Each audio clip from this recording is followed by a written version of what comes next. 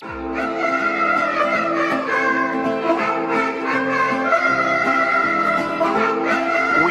to build a wall, and it has to be built quickly.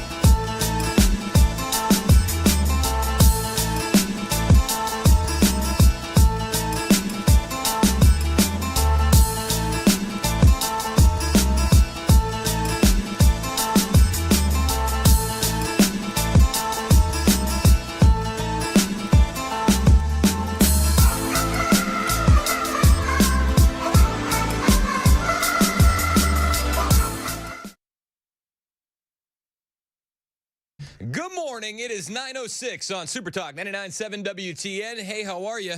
I'm Chris Hand. Show's brought to you by our friends at Better Water LLC, and the show is back on Super Talk TV, Facebook, Twitter, YouTube, Twitch, Rumble. YouTube and Rumble are the big ones. Are you giving yourself that round of applause? Yeah, that's right. I fixed the computer. Oh, you definitely killed it. You killed the old one, and for that we thank you. You're welcome. It was that sudden demise of the last computer that made everybody kind of spring into action. Yep, it was the immediate turnaround, the 24-hour boot up to get a new computer. To be fair, that was part of the plan, wasn't it? Oh, for sure. Me and Mace, behind the scenes, were like, if it dies, let it die. Because then they'll get us the new one. So we killed it, and we're grateful for that. So the computer, the stream is up and running.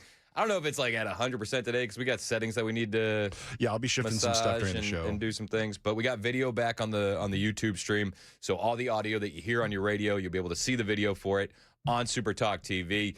We're really excited about the new computer and the new stuff that they're building here for us. We got some deals that they're working on for new cameras, and it's like everything is going to be upgraded. And shout out to our engineering staff.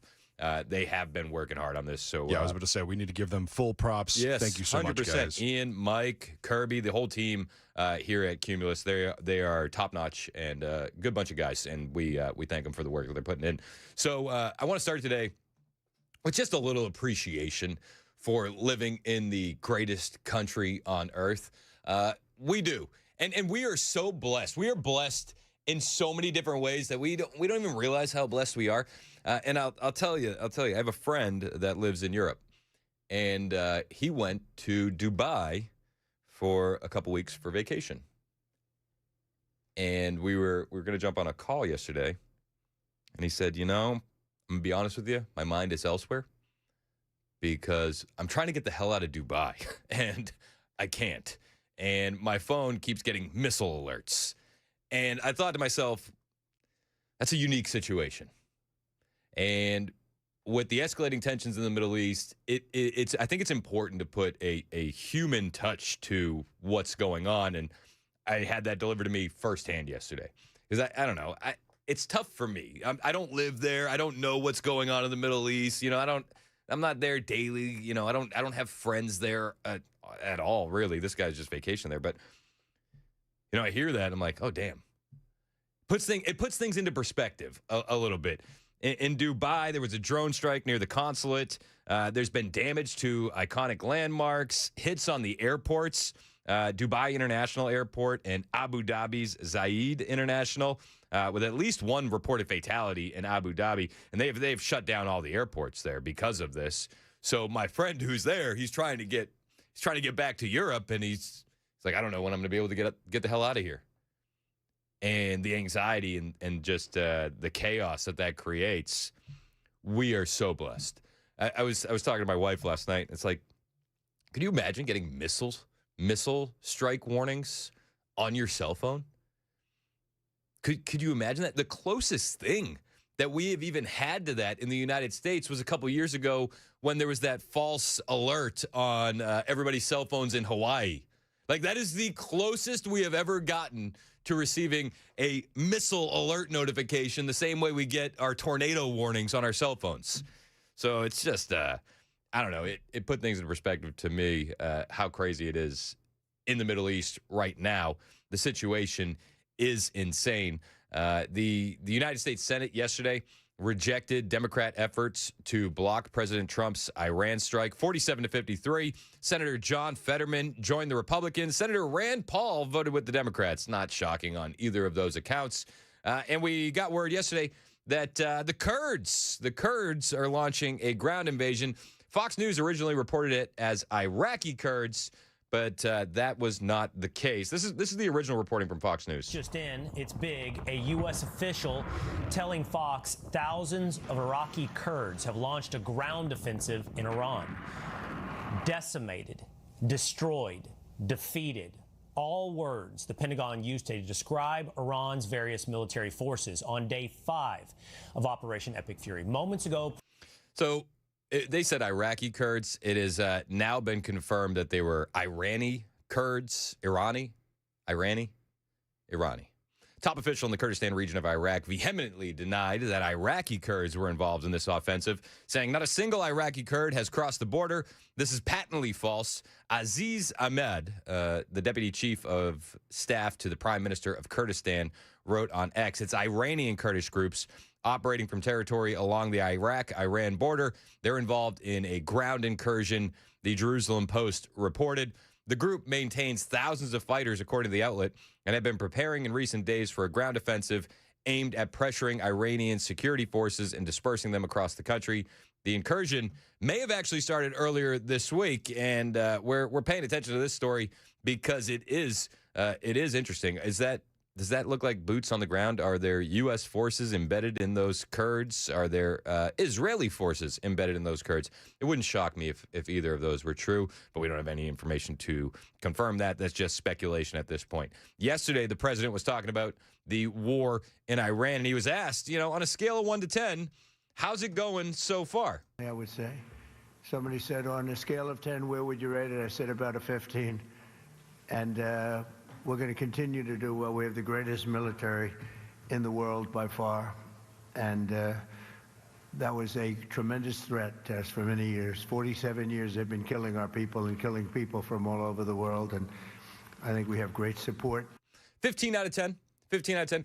Now, you could actually, I think that grading it that high in, what are we, day 6 now? I think that's fair. I mean, we have obliterated their Navy. We have taken out their air defense systems. We own the airways. We own the waterways. We don't have boots on the ground. And we have killed essentially every single leader. They're dead. They're all dead. Did you see the cross between Murphy and Chad the other day? It has been on repeat in my head over and over. Murphy said, "They're dead, Chad. they're dead." And it's just that's what I keep thinking. They're dead. They're all dead. So he ranked it 15 out of 10. The real grading on this conflict, this war, this excursion, whatever word you want to use to describe it, it's not going to be a full picture until we get some space. It's going to take years, really. And who knows? Who knows what this looks like? Now we're worried about the drone threat. Those are so inexpensive and so destructive that we could be dealing with this kind of garbage for years. I hope we're not, and I pray I'm wrong, but I do see that as a potential possibility. Let's hope that the United States military does exactly what President Trump and Pete Hegseth said they're going to do, punch Iran while they're down. I didn't necessarily want to get into this conflict, but now that we're here, the dynamics change. And now we need to end it as quickly as humanly possible, and it does seem like the Trump administration is well on their way to doing that. And President Trump yesterday also said, every time they get another leader, it's the weirdest thing happens. Every time a new leader is named, golly, they end up dead. Their leadership is just rapidly going. Everybody that seems to want to be a leader, they end up dead. And it's an amazing thing that's taking place before your eyes, because for 47 years we were pushed around, and we shouldn't have been. And I think I can say, and you see it as well as I do, you see the tremendous progress that's being made. Their missiles are being wiped out rapidly. Their launchers are being wiped out. I mean, and President Trump is right. They were out of control. Trump 1.0 seemed to have them under control with the sanctions, and I think that there's a decent argument to be made. Why didn't we just go that route again? But, you know, I've heard the counter arguments like, yeah, well, that would work under Trump, but if we get another Democrat president in there, guess what happens? And it's like, yeah, fair enough. And President Trump on Iran said, you know, these guys are still absolute lunatics. I mean, as of right now, they're attacking their neighbors. Case in point with my friend who's currently stuck in Dubai, getting the missile warnings on his cell phone. You know, they're just a wounded animal, lashing out at anything and everything at this point, and President Trump made that case. Are being wiped out. They're attacking their neighbors. They're attacking their, in some cases, allies, or not so long ago allies. And, you know, it's really a nation that was out of control, and they would have used it on us if we let them, if we waited any longer. A big factor was Soleimani, the killing of Soleimani in my first term. And maybe the biggest factor was the rebuilding of the military in my first term. And then the B-2s hit the, and I use the word obliterate because it was a. As President Trump yesterday making his case against Iran, we still need to keep going. They're attacking their neighbors. They are that wounded animal that you know, what does a wounded animal do? They're going to use violence to keep themselves safe, and that's what we're seeing currently. President Trump also said, you know, listen, if we didn't do what we did to Iran first, then we would have seen Iran do the exact same thing to Israel and try and take a shot at us and our military in the region if that was possible for them. We didn't do it first. They would have done it to Israel and give us a shot if that was possible. And if we didn't terminate the worst deal, one of the worst deals ever made, the Obama nuclear deal, I call it the Obama nuclear deal, where he gave everything to Iran, including a nuclear weapon. It was a road to a nuclear weapon. Bad things would have happened 4 years ago because they would have had a weapon 4 years ago if I didn't terminate that deal. That's true. And I mean, that goes to the point that I was saying a moment ago. The sanctions worked. Terminating those deals worked. Strangling the Iranian regime worked. But it gets reversed very, very quickly. Trump had them under control. Biden gets in office, and, you know, nobody's paying attention to the sanctions anymore. And then they're building up funds. And then we have terror attacks on October 7th. We have Hezbollah being funded. We have Hamas being funded. I mean, you see it. I don't have to really explain it to you, but there are people in the class that are a bit slower that I feel like we should be repeating things for. Stop me if you've heard it, but we're doing something good. There's a lot of good that could come from this. There's a lot of bad that could come from this too. And we're not going to know which side of the aisle we land on until a little while down the road. But Caroline Leavitt confirmed yesterday, and I was grateful to hear this, and I'm sure you will be as well. Boots on the ground are not part of the current plan in Iran. I'll say it again. Boots on the ground are not part of the current plan. Now, they're not taking it off the table, and much like we've seen with President Trump every step of the way, he doesn't take anything off the table because then you lose all negotiating leverage. But Caroline Leavitt, yesterday during the White House press briefing, said that is not in the cards at this time. If they were to be sent into Iran, what would they be used for? What's the situation? Well, they're not part of the plan for this operation at this time, but I certainly will never take away military options on behalf of the President of the United States or the Commander-in-Chief, and he wisely does not do the same for himself. I know there's many leaders in the past who like to take options off of the table without having a full understanding of how things could develop. So again, it's not part of the current plan, but I'm not going to remove an option for the President That was Caroline Leavitt yesterday. Perfect answer, and I understand why the Trump administration wouldn't take that off the table. But that has got to be the tipping point, and I'm sure it's the tipping point for many, many conservatives in the audience. You want to bomb them? You want to take out their air defenses? You want to take out their Navy? You want to take out their Air Force? Like, by all means, have at it. And as Hexa said, keep punching them while they're down. I'm not against that. But boots on the ground changes the equation quickly. And nobody wants to be tangled in another forever war where we're losing soldiers in a country that nobody over here even cares about, to be perfectly honest with you. It's 9:20 on Super Talk 99.7 WTN. You know what we got today? We have a couple candidates for governor joining the show. John Rose is going to be joining the show. And I'm interested. I'm interested to speak with John Rose because we got to discuss the governor's race. We got to discuss the war with Iran, but also the House voted yesterday 357 to 65 to block the release of congressional sexual misconduct and harassment reports. John Rose voted in favor of keeping that blocked, and I want to give him an opportunity to explain why he voted to keep that under lock and key.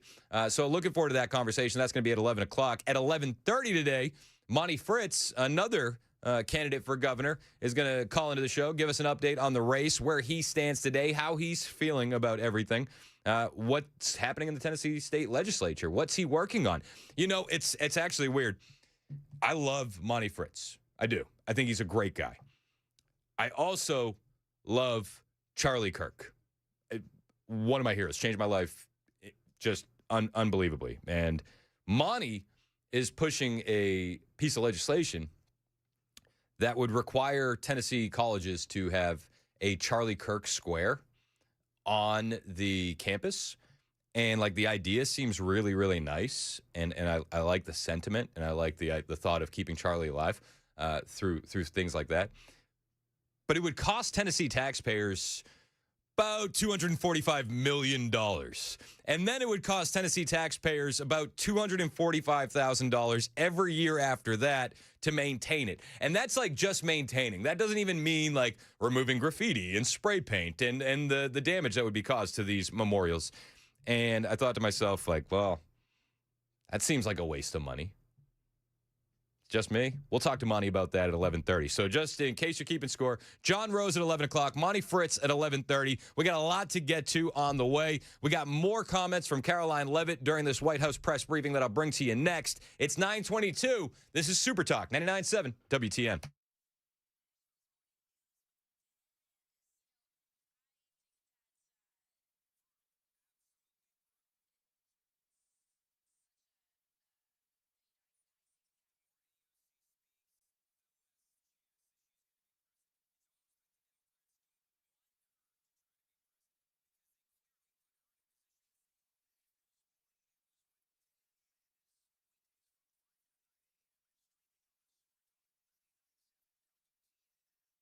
Hey, what's up? It's Chris Hand here for the Wellness Institute of Nashville, and I got to ask you a question. How long have you been living with pain?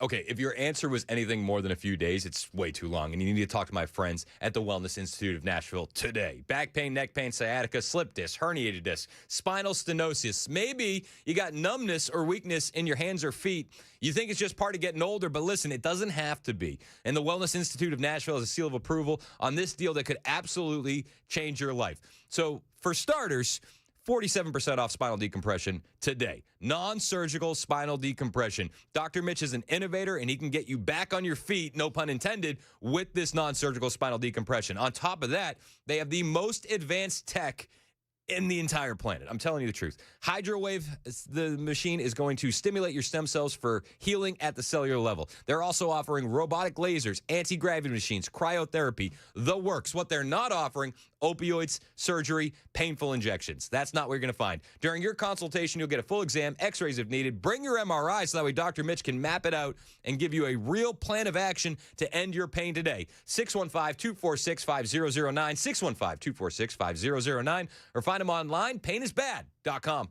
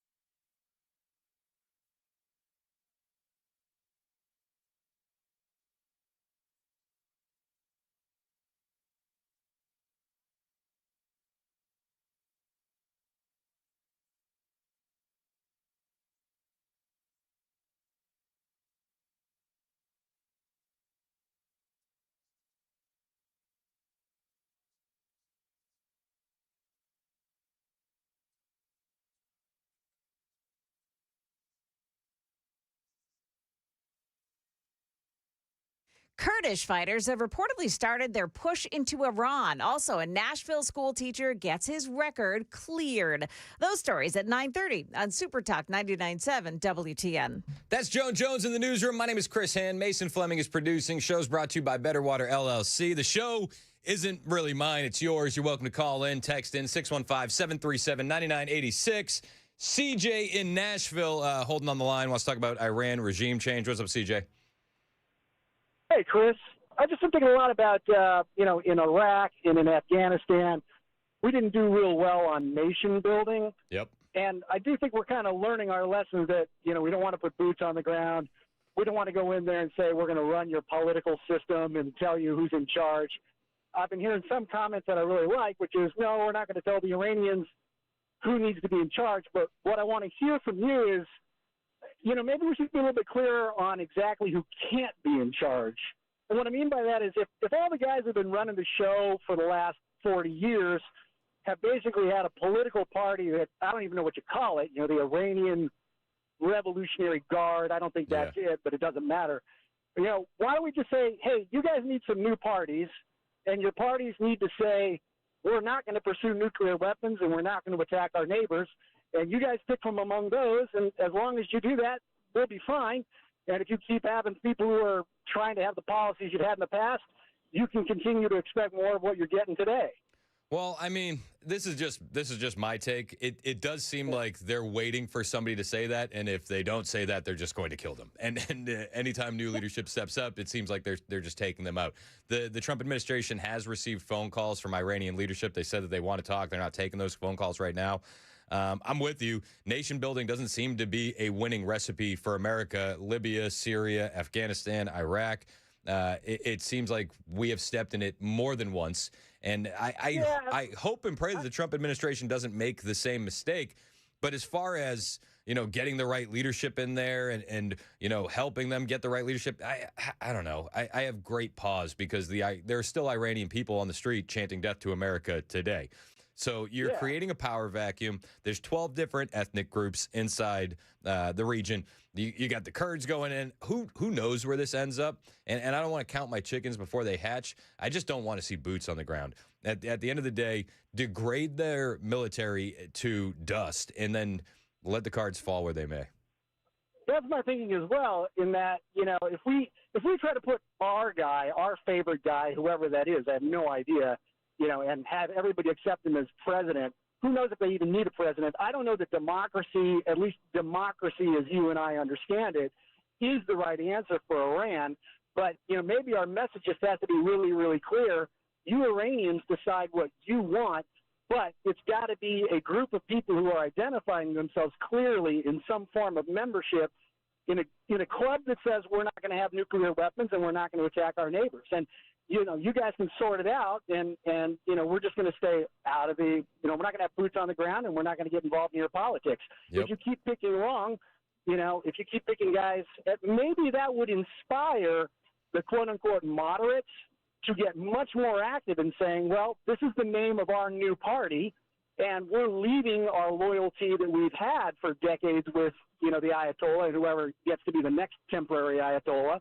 And we are now, you might see a lot more people saying, all right, we choose to publicly identify ourselves as a member of whatever they call it, that publicly says this is who we are, and maybe they, in a positive way, have a little bit more of internal turmoil while they decide which one of those parties comes to the top. As long as it's one that says they're not going to, pursue nukes, you guys knock yourselves out. Yeah, I mean, listen, in a perfect world, I love that scenario, CJ, but it's not all, bubble gum and gumdrops in the Middle East. So who knows how that's going to end up. I just pray the Trump administration doesn't put boots on the ground. That's really the big thing right now that we're staring at off in the distance. Is that going to be the result of these strikes? I hope not, but only time will tell. 932 Super Talk 99.7 WTN.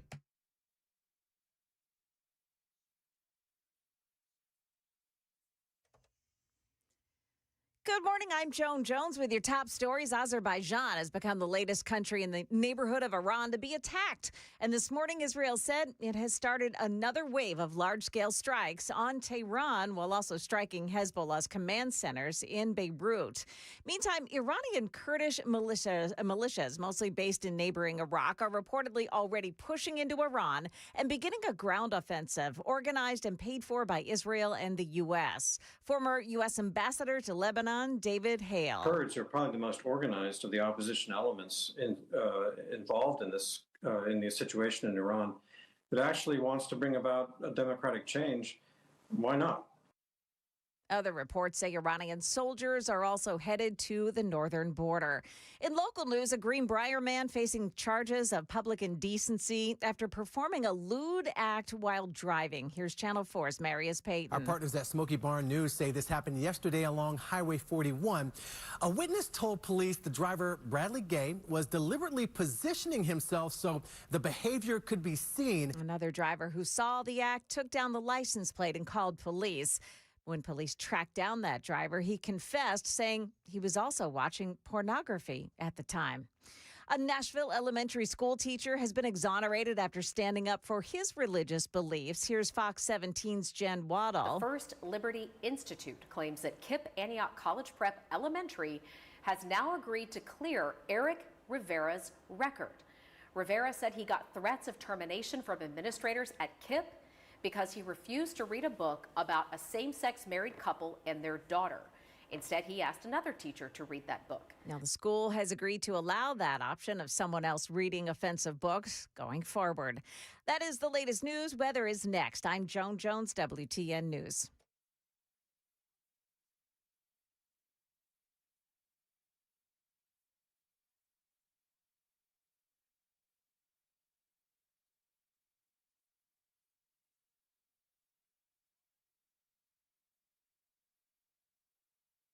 Hey, what's up? It's Chris Hand here from my friends at Busy Bee Plumbing, Heating, and Cooling, and you can get some great savings with a team that shows up fast, fixes it right, and treats you like family right now today.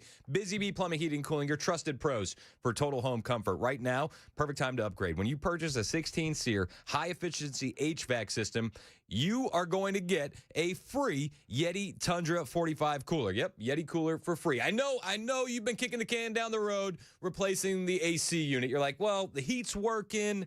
We got time till the summer. That time is running out, my friends. Take advantage of this deal today. You can also get that same Yeti Tundra cooler if you get a whole home repipe. Busy Bee Plumbing, Heating, and Cooling also has TVA rebates available for tune-ups and unit replacements.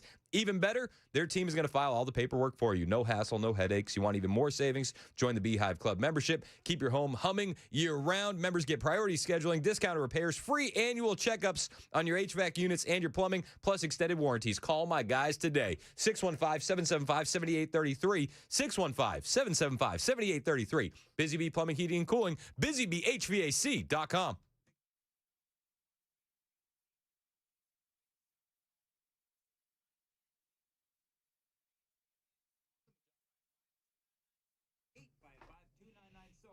Or go to markspain.com and start hacking. Have you?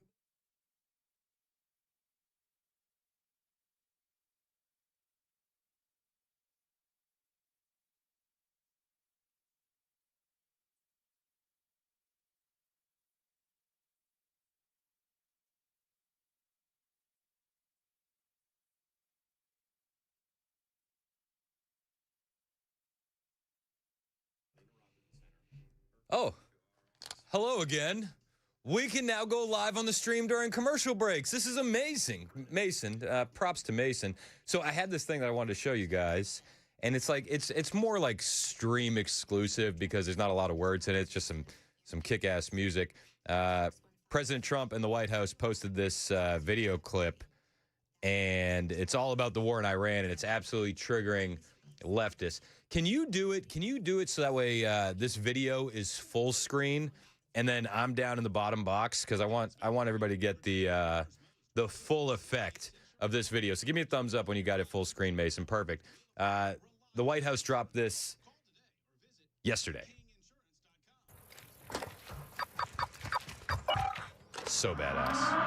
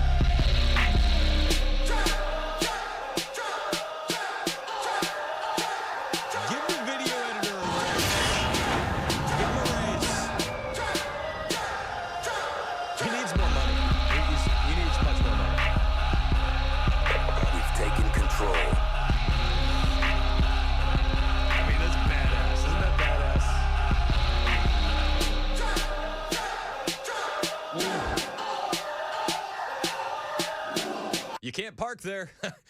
you can't park there. Sorry. We'll be back. We're going to rejoin the radio side, but I want to let you guys know on YouTube, I love you and I appreciate you. Hit the subscribe button. Thank you for your attention to this matter.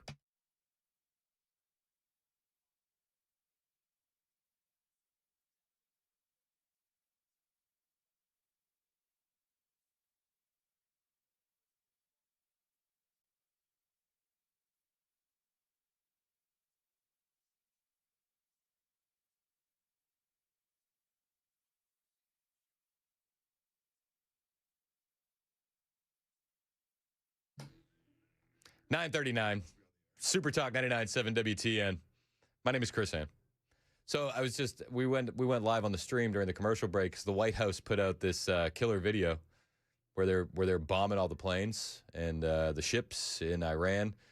And I was hype. I was excited. I'm watching the video on my side and the video is playing. And then Mason, after we end it, Mason chirps in my ear. He goes, "Hey, by the way, not to be a buzzkill." But the video was frozen the entire time. Yeah. And I was like, I thought you said we killed the old computer for a reason. We did. I don't know what happened. I'm still working out the kinks. Did you at least get the music? Oh, yeah. Music was bumping. All right. And your color commentary. I just thought it was really my funny. Commentary doesn't mean anything. There's nothing going on in the video. I know, but I realized it like halfway through, and I was like, well, I can't stop him now because we're already almost to the segment. I can't stop him now. He's got 30 more seconds to look like an idiot. So don't interrupt your enemy while they're making a mistake, right? It's fun to watch, though. I know. Oh, my gosh. More entertainment on the stream. I think that will be one of my first shorts I make coming back from this. Oh, my gosh. I'll retweet it at Chris Hand on air. It's a pretty wild video. Is it working now on the stream? Now. So you got missiles being fired. You have airplanes and trucks being bombed. It's essentially, you ever see the viral videos where they say, "Sir, you can't park there"? It's essentially what this is. Taking out drones, taking out helicopters. This is one of the reasons why you need to be watching us on YouTube and Rumble so you can see the video of this. Taking out ships with torpedoes. Can't park there. Excuse me, sir. Can't park there. Listen, the guy that works on video editing at the White House needs to get a massive raise because they do incredible work. I don't think he. I think it's some 20-year-old. He doesn't get paid enough, Joan. Definitely not. But it's definitely somebody who's young and gets it. 100%. Yeah. He's just with the energy. He's with the vibe. He gets the flow. And that video is amazing. If you're not watching us on Super Talk TV, Facebook, Twitter, Twitch, YouTube, Rumble, you should be, or you can check out the video on my Twitter account at Chris Hand on Air. I have just retweeted it. So we got a lot to get to. Hey, just a quick programming note. John Rose just texted me. He said there was something on his schedule at 11 o'clock. So he's going to be calling in a little bit earlier, 10:30. We're going to ask him about the governor race. We're going to ask him about the war in Iran. And we are going to ask him about that vote yesterday that they took where everybody said, please don't tell anyone about my sexual harassment. Please. Yeah, we can hit that, do a recap at 11, and then have Monty Fritz at 11:30. Yep. So we solid. Dude, we're cooking with guests. And we appreciate you guys being here, however you are listening. And thank you to the show sponsor, Better Water LLC. All right, so yesterday, Caroline Leavitt inside the White House press briefing room. She was a beast, man. So she said that boots on the ground are not part of the current plan. I got a text here from 7789. He said, "Hey, Chris, it's kind of old. It's getting kind of old hearing from the public that y'all don't want boots on the ground. What about the soldiers? ? That's why we join. We look forward to hitting the ground. 90% of us. We found every day on base with no action, and I look forward to the day. I just thought you should know that. I've got a lot of buddies that feel this way too."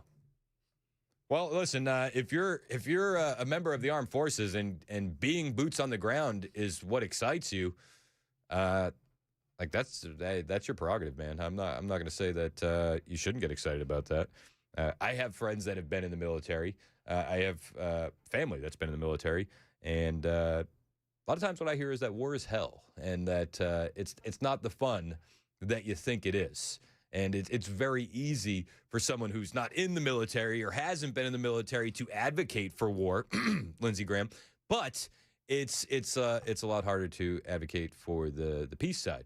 So I still lean on no boots on the ground. And you may want to be boots on the ground, and that's totally cool. I don't have any issue with your take, but I'm not going to actively call for our soldiers to be boots on the ground because I don't want to lose any soldiers.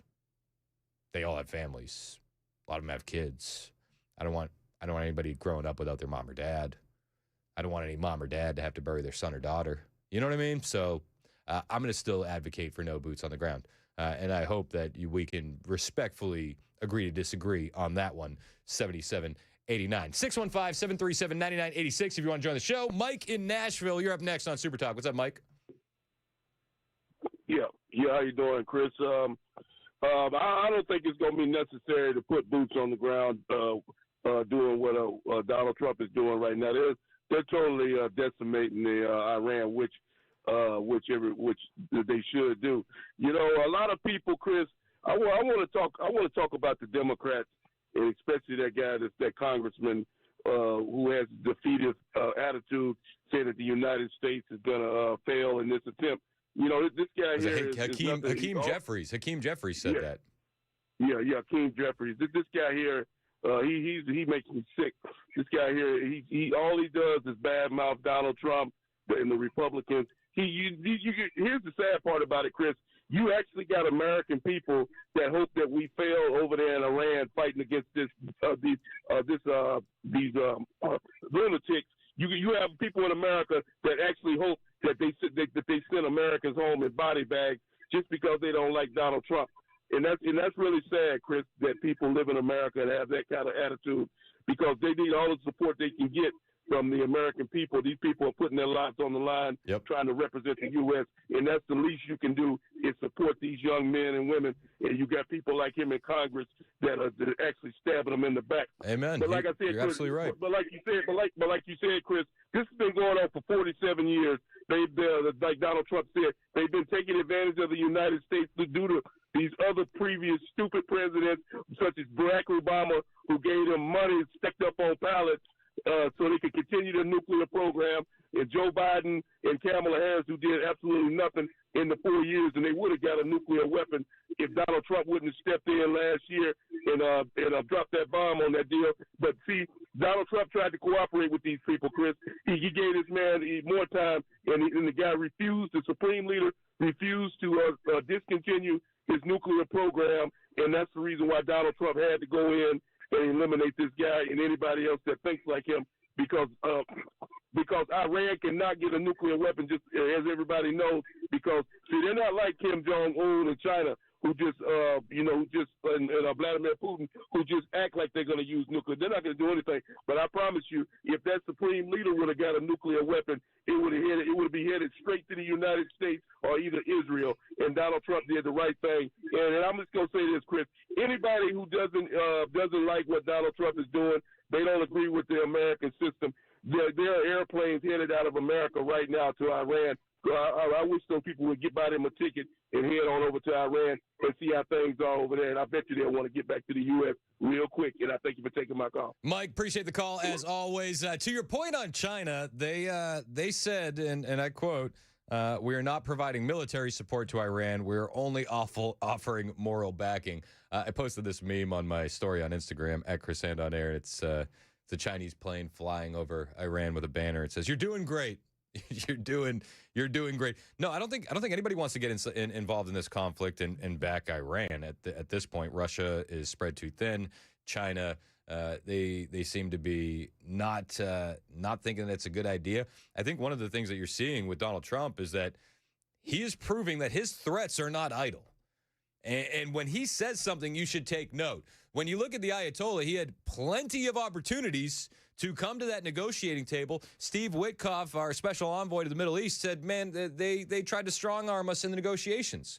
Hindsight's 20/20, and the Ayatollah made the worst decision of his life, not coming to the table with President Trump. Yet you still have all of these Democrats and all of these media outlets rooting against America when what we're seeing is strength on the world stage from the president.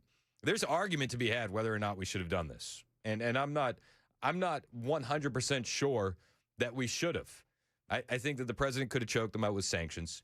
But what we saw under Biden is that only lasts for so long. A Democrat gets back in office, and it's another version of pallets of cash or ignoring the sanctions. And President Trump just said enough is enough. Yet you still see the Democrat politicians rooting against him and essentially rooting against our military. The media, too. And the media gets even worse, man. The media doesn't just root against the United States military or the United States president. The media actually pushes fake news stories. There was one that said the United States did an airstrike on a girls' elementary school and killed 175 people. Al Jazeera originally reported that, if I recall correctly, and it was a misfire, similar to what we saw in Gaza when a hospital was struck. It was one of their own rockets. But the media doesn't care about the facts. The media cares about the narrative and the spin. And one member of the press brought this question to Caroline Levitt yesterday. Did the United States airstrike a girls' elementary school and kill 175 people? Not that we know of, Sean, and the Department of War is investigating this matter, and I would just tell you very strongly, the United States of America does not target civilians, unlike the rogue Iranian regime that targets civilians, that kills children, that has killed thousands of their own people in the past several weeks, and uses propaganda quite effectively, and unfortunately, many people in this room have fallen for that propaganda, so I would caution you from pointing the finger at the United States of America when it comes to targeting civilians, because that's not something that these armed forces do. And everybody knows it. I mean, on its face, if you hear, oh, the U.S. targeted a girls' elementary school, like that's bovine scatology. Obviously. People believe this stuff, hook, line, and sinker, though, and it's the media's fault. I mean, they've conditioned them to think that Donald Trump is just this evil, nasty tyrant. Yesterday, also during the press briefing with Caroline Levitt, Caitlin Collins got into it with Caroline Levitt. Caitlin Collins claimed that Pete Hegseth doesn't care about fallen troops, and things got heated in here because say what you will about the Trump administration, I think that they care more about the troops than the Biden administration, certainly more than the Obama administration. I mean, the Biden administration, you saw the Afghanistan withdrawal. Like, what are we doing here? So Caitlin Collins comes in with this premise that Pete Hegseth doesn't care about our fallen soldiers, and Caroline Levitt says, excuse me? And if you're watching on Super Talk TV, the freeze frame is already up, and you could already see the discontent on Caroline Levitt's face. It's like it's kind of the look that I would imagine you would give if you were walking around the streets of San Francisco and you saw somebody pooping on the sidewalk. Like, what are you doing? What on earth are you doing here? Listen to this exchange. You know what Secretary Hegseth said this morning? Is it the position of this administration that the press should not prominently cover the deaths of U.S. service members? No, it's the position of this administration that the press in this room and the press across the country should accurately report on the success of Operation Epic Fury and the damage it is doing to the rogue Iranian regime that has threatened the lives of every single American in this room. If the Iranian regime had their choice, they would kill every single person in this room. And so we can all be very grateful that we have an administration and that we have men and women in our armed forces who are willing to sacrifice their own lives for the rest of us in this room and for every American across the country and for every troop that is based in the Middle East. That's what these... Secretary Hegseth was complaining that it was front page news about these 6 service members who were killed. That's not what the Secretary said, Caitlin, and that's not what the Secretary meant, and you know it. You know you are being disingenuous. There is not... We've never had a Secretary of Defense who cares more... Drones get through or tragic things happen. It's front page news. I get it. The press only wants to make the president look bad. Yeah, as you know, we cover press the deaths of U.S. service members under every president. The press does only want to make the president look bad. She's absolutely right. She is absolutely right. And anybody that thinks the mainstream media gives a damn about the troops and using this news story as anything other than fodder and a weapon to bludgeon President Trump with, you haven't been paying attention enough. You haven't. It is a tragedy that these service members lost their lives. In fact, I think you can make the argument that conservatives are more upset about this than anyone else. This administration honors our heroes. The Democrat administrations were letting the military members who were injured in battle get cut in line by illegal aliens. These two things are not the same. And did the press cover any of that with any vigor? No, obviously not, because they had a Democrat administration to look out for. Did the press even really cover Afghanistan's withdrawal with any vigor? I mean, that got out of the news cycle so freaking fast. And that was just chaos for the sake of chaos. Gee whiz, you know what we could use? You know what we could probably use right now? Bagram Air Base. I don't know if anybody's keeping score at home. We could probably use that. We gave it away. Does that make Caitlin Collins upset? No. Caroline Levitt kept giving her the business, though. That's a fact. Especially you. No, listen to me. Especially you and especially CNN. And the Secretary of Defense cares deeply about our war fighters and our men and women in uniform. He travels all across this country to meet with them, to connect with them, and your network has hardly ever probably reported on that. You also had the chairman of the Joint Chiefs, Chairman Kane, who's a brave patriot, standing alongside the Secretary at the Pentagon this morning, again expressing his condolences to these families. And I just told you that the President of the United States will be attending their dignified transfer. So please, that's not making the president look bad. That's showcasing that. We expect you to cover that as you should. We expect you to cover that as you should, Caitlin. But you and your network know that you take every single thing this administration says and tries to use it to make the president look bad. That is an objectable fact. I don't think covering troop deaths is trying to make. If you're trying to argue right now that CNN's overwhelming coverage is not negative of President Donald Trump, I think the American people would tend to agree, and your ratings would tend to disagree with that as well. That's Caroline Levitt there, giving Caitlin Collins the absolute business. Also, you know what's probably not going to happen during the dignified transfer of these U.S. soldiers? President Trump's probably not going to check his watch. Probably not going to check his watch. Hey, Dave in Sparta, we'll get to your call next. Anybody else that wants to weigh in on anything we've talked about, anything we haven't talked about, 615-737-9986.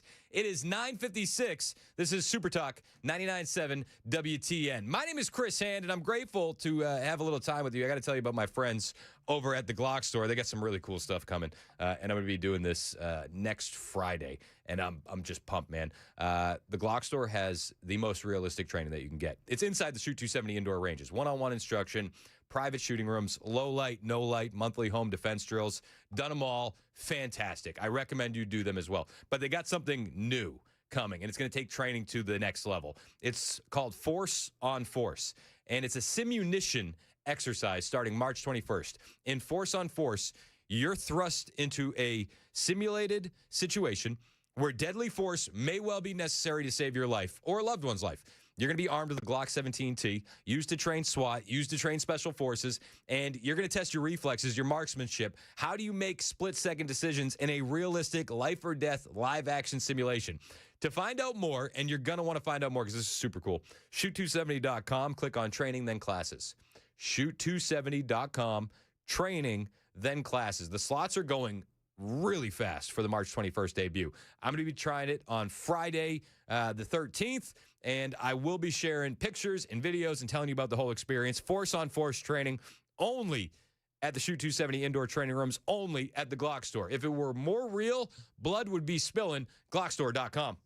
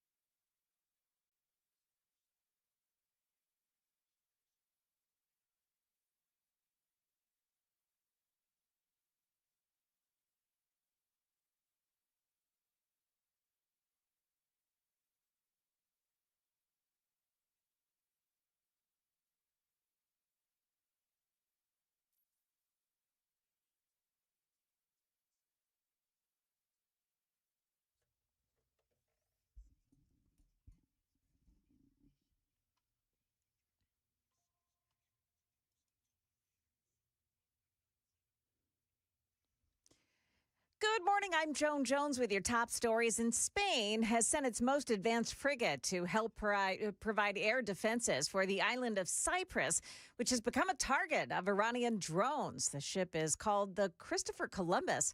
It'll be there to help evacuate civilians from the Middle East. Spain, however, still has declined to cooperate directly with the U.S. Now, as this conflict in the Middle East continues for another day, several Iranian border states say they are on high alert for potential incursions as the war continues.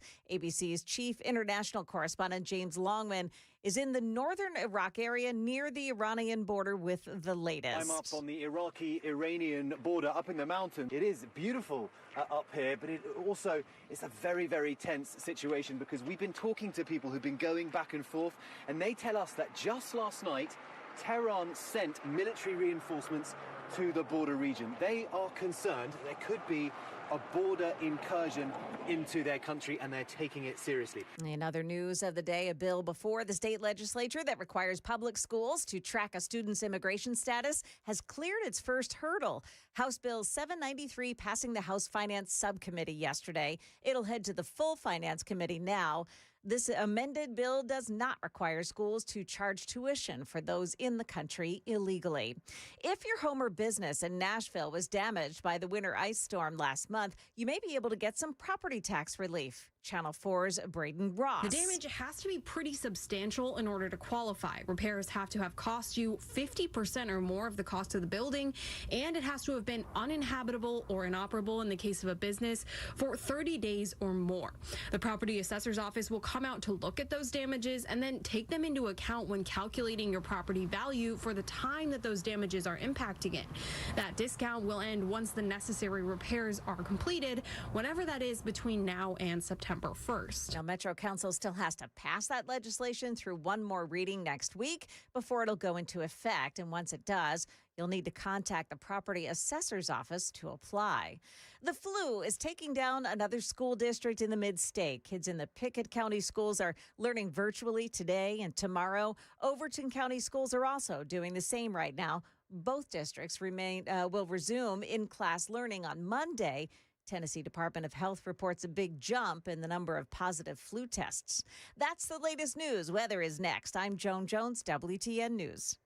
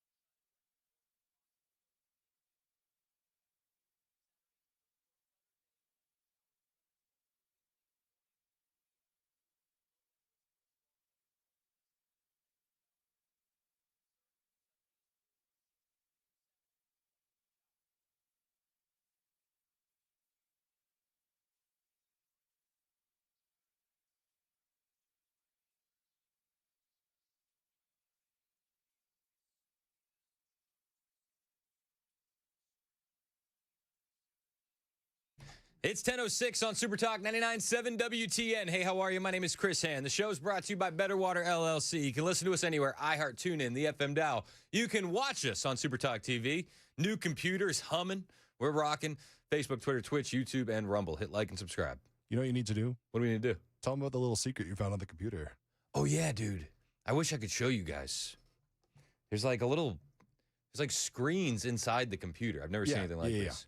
So like one of them tells you like how much CPU you're using. One of them tells you what the temperature of the computer is. And then the third one has a picture of Donald Trump flying on an eagle. Yeah. Based. I don't know what that one's for. I imagine that's like a status. You know, like you're in good status, it's Trump flying on an eagle. If something's going wrong with the computer, I imagine it's Kamala Harris falling over drunk in a 7-Eleven. Is that right? Yeah, that sounds about right. That sounds about right. If you see Kamala Harris on this stumbling through, it's just a repeating GIF of Kamala Harris stumbling around. Yeah. That's how you know there's an issue. Yeah, I was like, you should post a video of it on your story on Chris Hand on Air on Instagram. Oh, I should. Be good. Maybe. Give him a follow. Find the video. At Chris Hand on Air. Yeah, I'll do that. It's a good idea. It's a good idea. Hey, speaking of which, Dave in Sparta has been very, very patient. And Dave, thank you for holding as long as you did. He wanted to talk about Iran and boots on the ground. What's up, Dave? How are you? What's going on, man? How are you? I'm good. What are your thoughts on boots on the ground? Well, I think I texted you earlier this week. If we have to put conventional boots on the ground, I would chalk this one up as a loss. The terrain, the sectarian nature of Iran, it would make Iraq look like a cakewalk in my estimation. Yep. So I think if they were going to do boots on the ground, it would need to be, and part of me thinks that it wouldn't work, but the other part of me thinks Iran's been supplying Hamas long enough, and they're Sunni, so money trumps all. I think a coalition of the Arab governments going in there and doing boots on the ground would probably be a better idea. Yep. Than us doing it. I hear you, man, and I appreciate the call, Dave, as always, and thank you for holding as long as you did. I completely agree. I don't want boots on the ground. I think that would be the line where we would cross into a failure. Quick programming note. We are now expecting a call from John Rose any moment. Any moment. I've been going back and forth with this comms guy after I texted with John this morning, and then they were like, can we do 11:30? And I was like, I can't, actually. And then, I don't know. So then I wanted to get him on at 11, and now they said 10:30, and now they're like, hey, is there any way that Congressman Rose can call now? I was like, yeah, let's get him on the air. This is something that we definitely want to talk about. I want to get his take on a couple things. Governor's race, how is he feeling? What is he going to do to overcome the lead that Marsha Blackburn has? What does he think about the new contenders entering the race? And I also want to get his thoughts on the congressional vote last night that Nancy Mace forced about the sexual misconduct records and payments, and that they voted to keep secret. John Rose was one of those individuals that voted to keep it under wraps. Now, to be fair, so did Scott Desjardins, so did Matt Van Epps. Tim Burchett and Andy Ogles voted to make it public. But it was an effort to release all the congressional sexual misconduct and harassment reports. I have a feeling what John is going to tell us is that there are reports, not all of these claims are true. And I think that that's a fair statement, but I also think that the public is smart enough to be able to decipher for themselves. And does anybody really want a congressional slush fund for this sexual misconduct?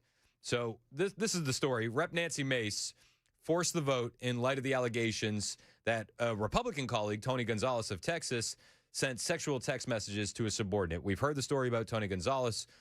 He was having an affair with a staffer. Then the staffer's husband was also having an affair with the staffer's best friend. She found out about her husband having an affair at the same time that the affair, I believe, was ending with Tony Gonzalez, and then she lit herself on fire. Just an insane story. Absolutely insane.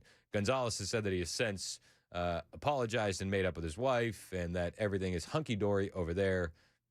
he's got it. He got right with God. That was his statements. But that whole situation forced a vote on Wednesday. And the House said, yeah, we're not going to do that. It was forced by Nancy Mace. You know her from South Carolina. She forced a floor vote. NBC reports on her resolution directing the House Ethics Committee to make public all reports of allegations of congressional lawmakers and aides engaging in sexual misconduct and harassment. But in a 357 to 65 vote, like it wasn't even close, 357 to 65, they actually voted to keep it secret. They killed it. They killed it. Oh, never mind. John Rose is going to call it 10:30. What in the world? Somebody check on John. Bouncing lives of politicians. Somebody check on John. What is going on? Shoot him a text. Be like, hey, you good? You good, bro? You good, bro? Bruh. Yo, bruh. Dude, my son is starting to drop bruh in conversation. Wow. He's 8, and it's like, bruh, you're too young for that, bruh. Too young. Okay. That's so insane. That's all right. so funny. So before we get to John Rose, there's other things that we can talk about. I do want to talk about what happened yesterday with the Waltz fraud hearing, and that was insane. My friend Justin, you know Justin Lee. He's a country singer. He's actually really super talented, really nice guy. He said he texted me and he goes, "Did you see the Waltz hearing?" And I was like, I did. He goes, Amtrak is going to use that as an informational video on how to avoid train wrecks in the near future, because it was just that. It was an absolute train wreck for Tim Waltz and Attorney General Keith Ellison as they were being grilled yesterday on the fraud that happened in Minnesota. He was confronted with the brutal reality that the Somalis, the newcomers, the voting base he relies on in Minnesota, they're actually sucking up all of the American benefits. And Rep. Pat Fallon brought the numbers with him. And Tim Waltz, very uncomfortable when he's confronted with the numbers. One of the reasons why I think that you should be watching on Super Talk TV is we have all the video for all the audio that you're going to hear. And one of the things about Tim Waltz in this hearing is it's not really just what he says. He looks and sounds like a total buffoon while he's saying it. And the look of bewilderment, like, oh my gosh, I had no idea. It makes Tim Waltz look even more guilty than before. A lot of this stuff was exposed by Nick Shirley. Shout out to Nick Shirley. Props for what he did with his independent journalism. And now we're getting actual hearings out of this. Rep. Pat Fallon brought the numbers on the third worlders leeching off American taxpayers directly to Tim Waltz. Mr. Waltz, do you believe the 70,000 strong Somali community as a whole has made a positive impact on your state? I do. I mean, we could stop it there and we could have a field day. So you'd be the opinion, fair to say, that the Somali community has successfully assimilated and is making Minnesota better? Yeah, I believe they're on that path, Okay. yes. You tell me what you think. Have the Somalis successfully assimilated? This is a 2-minute clip, and I feel like there's going to be a lot of pausing during it because it's just so asinine. Do you feel like the Somali community has assimilated to Minnesota? Oh, yes, they're on the way. Now, one of the ways that they're assimilating is they're taking historic bars that have been in these neighborhoods forever and they're putting them out of business because, you know, the drinking is haram. So, yeah, it's total assimilation. Everybody knows it. I'm just curious by what metric you'd come to that conclusion. I just looked at some hard data. And do you have any idea what percentage of the native-born Minnesotans, all races, live in poverty in your state right now? I don't have specifically. I'll share it with you. It's 8%. For the Somali community, it's 52%. How about receiving food stamps? Same I don't thing. have. All right, I'll run it down with you.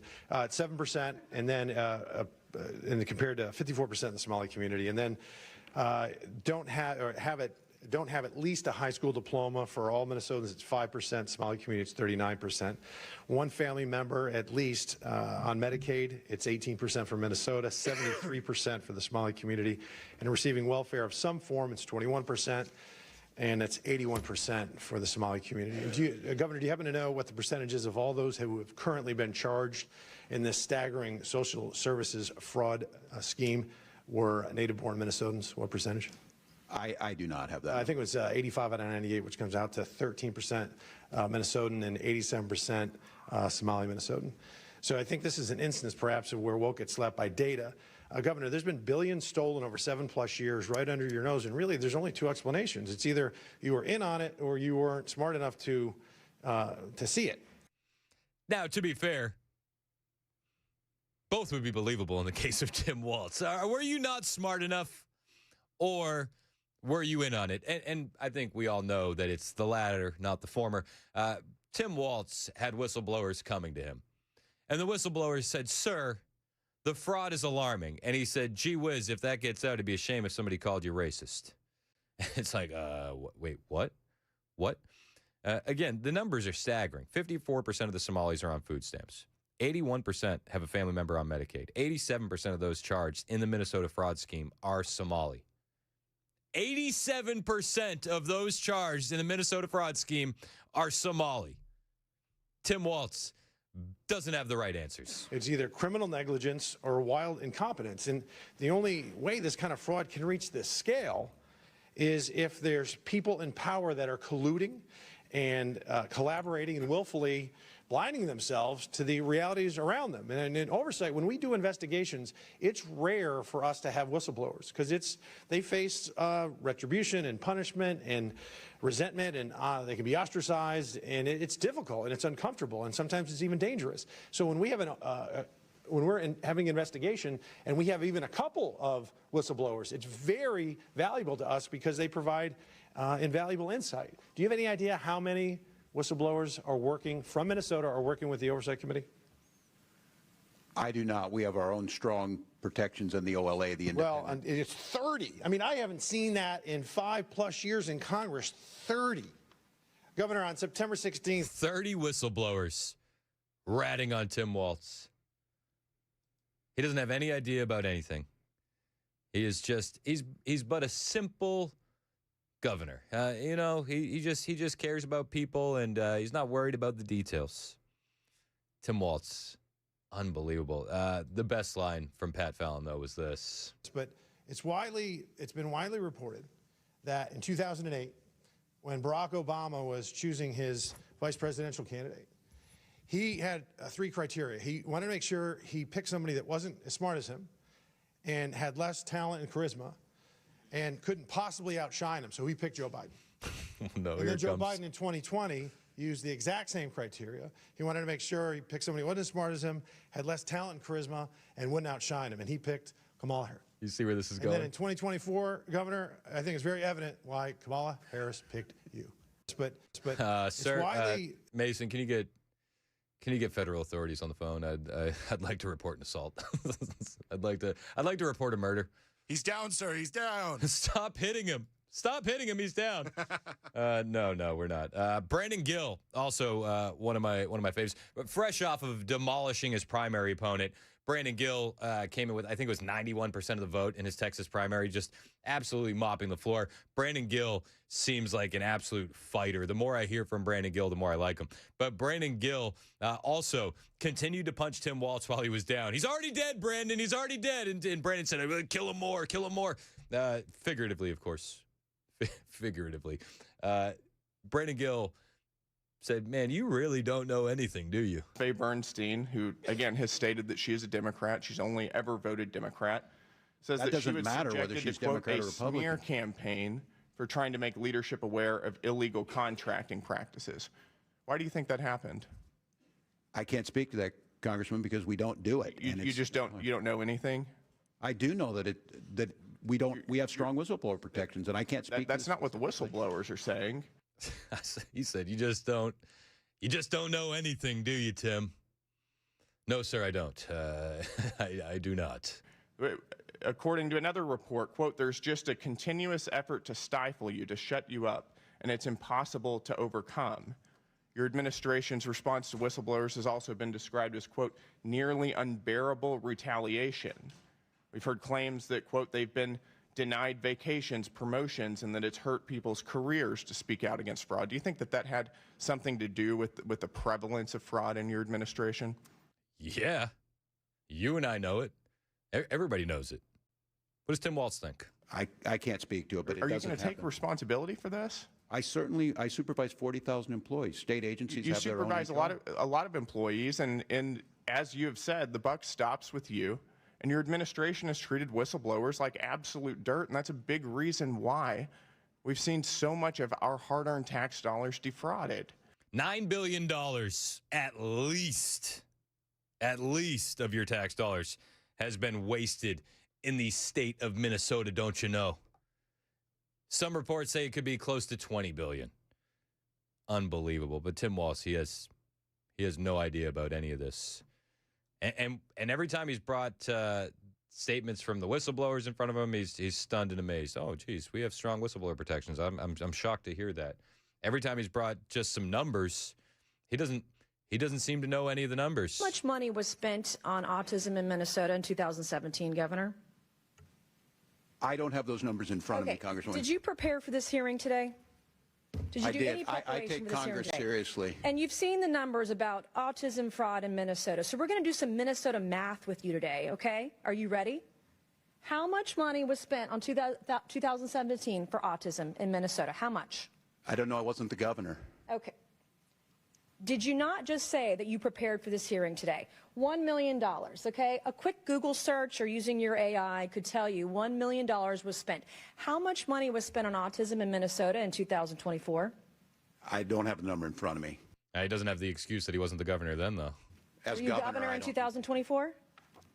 I was, but I'm not the Okay, head so of your HHS. excuse before that you didn't know what 2017 autism numbers were because you were not governor, and today you can't answer the numbers about 2024 as governor, and you still said you prepared for this hearing today. It's unbelievable. $343 million was spent in 2024. What percent increase is that from 1 million to 343 million? What percentage increase is that? I'm not here to be your prop. Go ahead and tell me. I was a football coach, not a math teacher. Well, are you governor of Minnesota or not? Yes, I am. I'm not. Well, when I'm I'm not a governor prop of for a South member of Carolina, Congress. you can sure as hell bet that I'm going to know the math. The math is 34,200% increase, an increase of 343 times what it was in this time period. Do you know the number of children in Minnesota? I know that Minnesota ranked as a top 3 state for What children is the last total year. population in Minnesota? 5.7 million. Okay. What is the total population of children in Minnesota? I don't have the number in front of me right Are now. you governor of Minnesota? I know 400,000 were cut out of health care last Okay, week by that's the not- actions you made. Are you governor of Minnesota? I am. And you don't know the number of children I residing don't have in the Minnesota? specific number. I don't know. It was a lot of I don't knows from Tim Waltz yesterday. That was Nancy Mace with the questioning. Nancy Mace was working yesterday, man. She was in this hearing with Tim Waltz. She forced the vote on the congressional records for sexual misconduct payments. That vote got killed. John Rose, our congressional rep and hopeful governor, he's a candidate for the gubernatorial race here in the state of Tennessee, voted against that effort by Nancy Mace to shed more light on sexual misconduct allegations against members of Congress. We'll be talking to John Rose on the show after the news at 10:30. Lots to get to, a little bit of time, 10:24, Super Talk 99.7 WTN.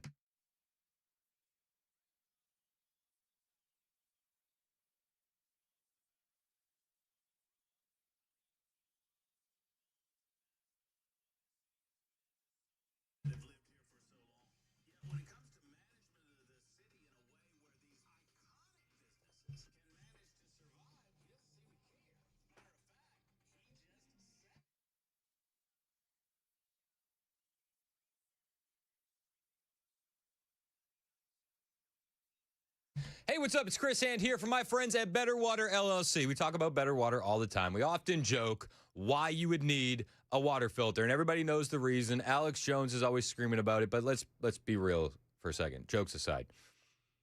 You could be bathing in water, bathing your kids in water, bathing your grandkids in water, drinking water, cooking with water that has absolute nasty stuff in it. Sulfur, iron, chlorine, bacteria, even E. coli. That's the reality of the situation. Whether you're on well water or you're on city water, I've heard horror stories from both from my guys at Better Water LLC. Now, here's the best part. You can get peace of mind for free. See, Better Water will test your water for free. And if you don't have the nasty stuff in it, they're fine to tell you that you don't. If you do, they offer a range of options from reverse osmosis, specialized filters to UV lights. Better Water has you covered. They're the pros. They're already treating the water at the hospitals and the coffee shops around town. They can do what they do for them for you. Stop drinking the junk out of your tap and certainly stop bathing in it. Give Better Water a call today, at least for that peace of mind. 615-355-6063, 615-355-6063, or find them online, betterwater.com.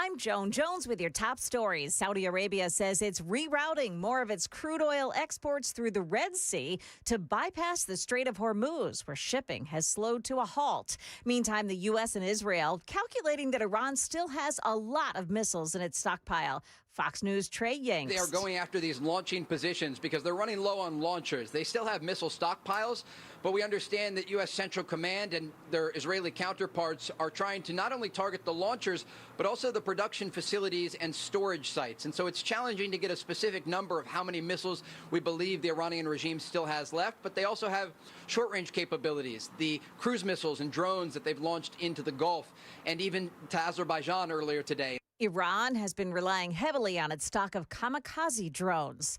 A vote of confidence yesterday for the president's strategy in the Middle East after Senate Republicans rejected a bill to block further military action in Iran unless the president gets congressional approval. However, this issue is not over. On Capitol Hill today, the House is expected to vote on its own war powers resolution. Democrats keenly aware that is likely to fail, but they do see this as an opportunity to get every member of Congress and every Republican on the record. ABC's Rachel Scott. Tennessee U.S. Congressman Andy Ogles is filing legislation that would ban immigration into the U.S. from top Muslim nations. It already has the support of Congressman Randy Fine and Byron Donalds in Florida. The countries mentioned in this bill include Iran, Libya, North Korea, Syria, and Yemen. That is the latest news. Weather's next. I'm Joan Jones, WTN News.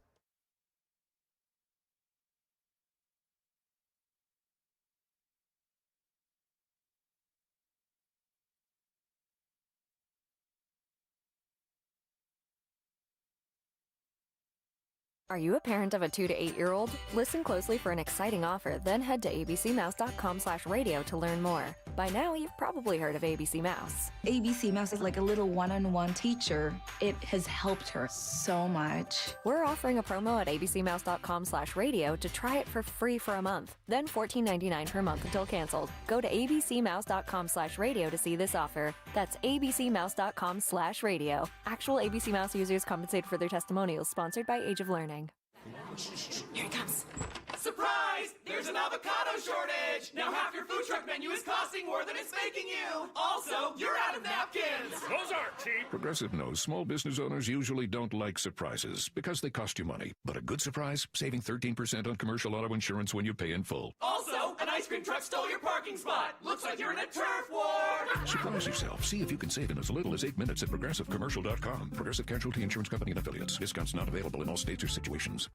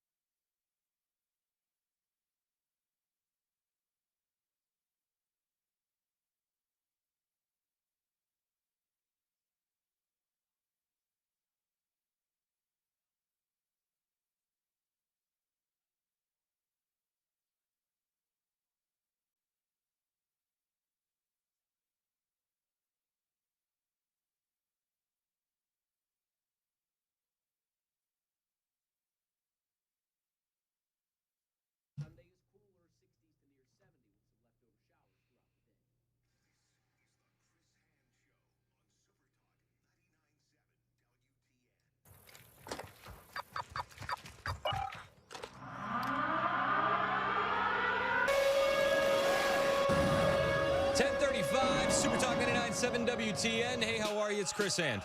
Show's brought to you by our friends at Better Water LLC, water filtration systems, water softeners, betterwater.com. You can listen to us anywhere.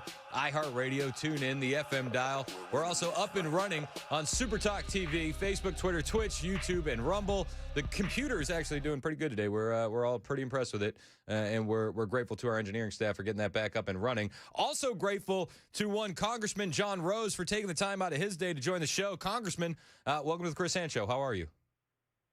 I'm good, Chris. Thanks for having me on the show this morning.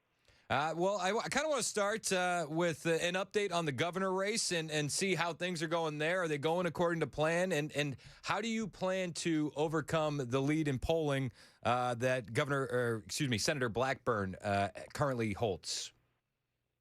Sure. Well, I think things are going great. We feel like we're exactly where we need to be at this point. And, obviously, the polling data is purely, in my estimation, of her ubiquitous name identification across the state. Just ran for re-election her term in the United States Senate in 2024. Even took her, she was declaring her interest in running for governor. And in fact, what we've learned from the campaign trail, before she got reelected to the Senate, she was quietly telling people she had to run for governor. And so she has that advantage of having just spent millions of dollars to get elected to the United States Senate. We're going to overcome that. We have the resources to do that. Senator Black never faced a tough primary in all of her, 30 years or so in the political arena. She's going to win, and our polling data tells of Tennessee, number one, think she should finish the job, just like the president thinks she should stay in the Senate and do the job she was elected to. But secondly, I think they understand that her experience and skill set are not really that well matched to being governor of Tennessee. And Tennesseans have proven that time and again, electing individuals to have significant leadership experience. And so I think when we communicate that message to them, when we communicate that I'm actually the principal race and my record supports that, I think we'll do fine with Tennessee voters. Are you focusing in on Marsha Blackburn right now, or are you also taking note of the other opponents? Monty Fritz is still in the race. We also had Barry Butch Wilmore, an astronaut, now jump into the fray. Are you making sure that you're not overlooking the other opponents? Well, I think so. Yes. I mean, obviously, it's it's not yet clear who all will run here. I think some of these other folks have pulled petitions and maybe turned them in. But this is a long race, and it's really just getting started.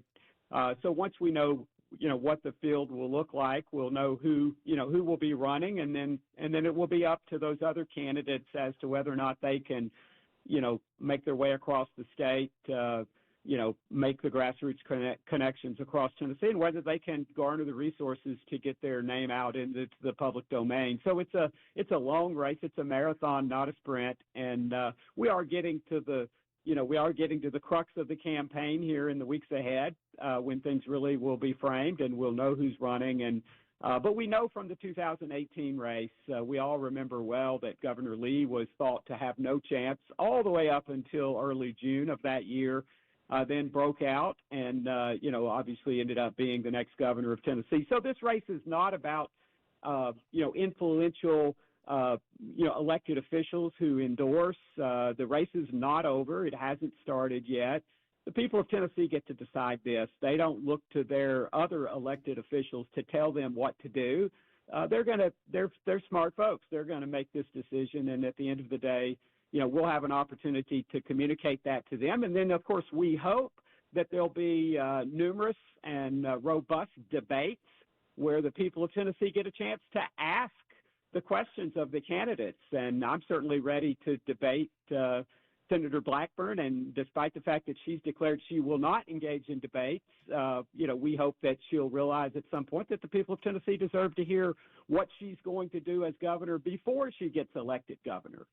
Well, we're looking forward to seeing how the race develops, and I do want to give you an invite for a longer form conversation on our podcast, Mostly Peaceful, with myself, Mandis, and Matt Murphy. We're going to be inviting all of the gubernatorial candidates on for a longer conversation. We hope that you join us for that.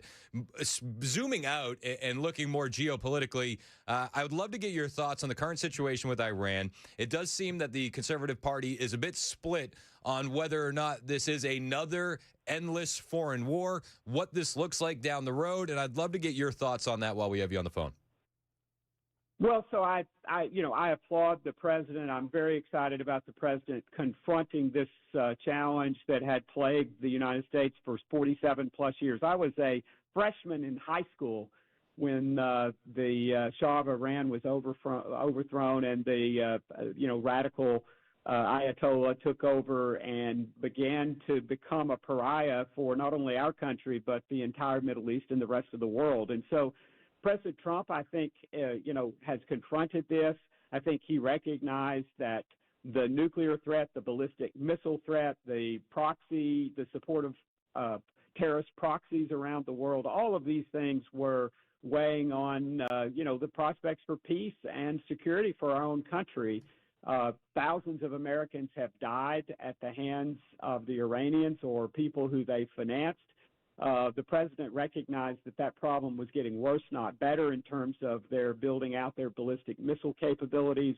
They shortly would have had the capacity to not only impact our bases around the world, but ultimately to reach the homeland, and that was an intolerable situation. The president has confronted that, and I think we give time for that to work, and I'm supportive of the action that he's taken. And I think ultimately this is what peace through strength looks like. I think if the president is successful here, and I believe there's every reason to believe he will be and that we will be successful, it will be a more peaceful world going forward. And I think our adversaries around the world will understand that the U.S. is willing to use power to protect our interests and to protect the safety and security of Americans. Do you have any fears that this turns into another quagmire like Iraq or Afghanistan? What are some red flags that would tell you that it is turning into another quagmire? And how do you feel about the prospect of boots on the ground? Well, I think the president right now appears to be completely committed to keeping this an aerial assault and not putting boots on the ground. There always is that risk, and so certainly I understand why you're asking the question. I think this president has made the commitment that he doesn't want to get us entangled in these longer-term, kind of altercations that put so many Americans' lives at risk.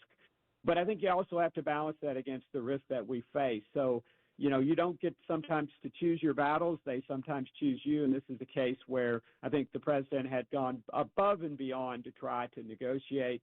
The Iranians were unwilling. They've made that clear for decades that they were determined to get a nuclear weapon.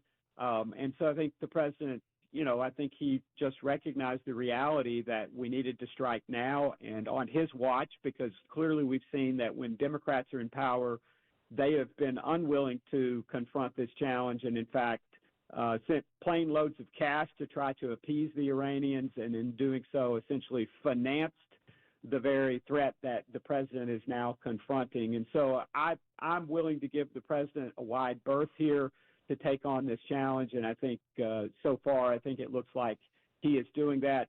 My heart does grieve for the Americans who've lost their lives and likely others who are in harm's way that we may suffer additional casualties. But I think in the end, confronting Iran has been something that needed to be done for my entire lifetime, and I think the lifetime of most of your listeners.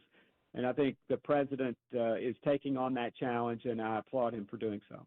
To the direct criticism that you're seeing online that this is only being done for Israel, what is your response to that? Well, I understand why some people would say that. Obviously, Israel is one of our most important allies in the Middle East and in the world.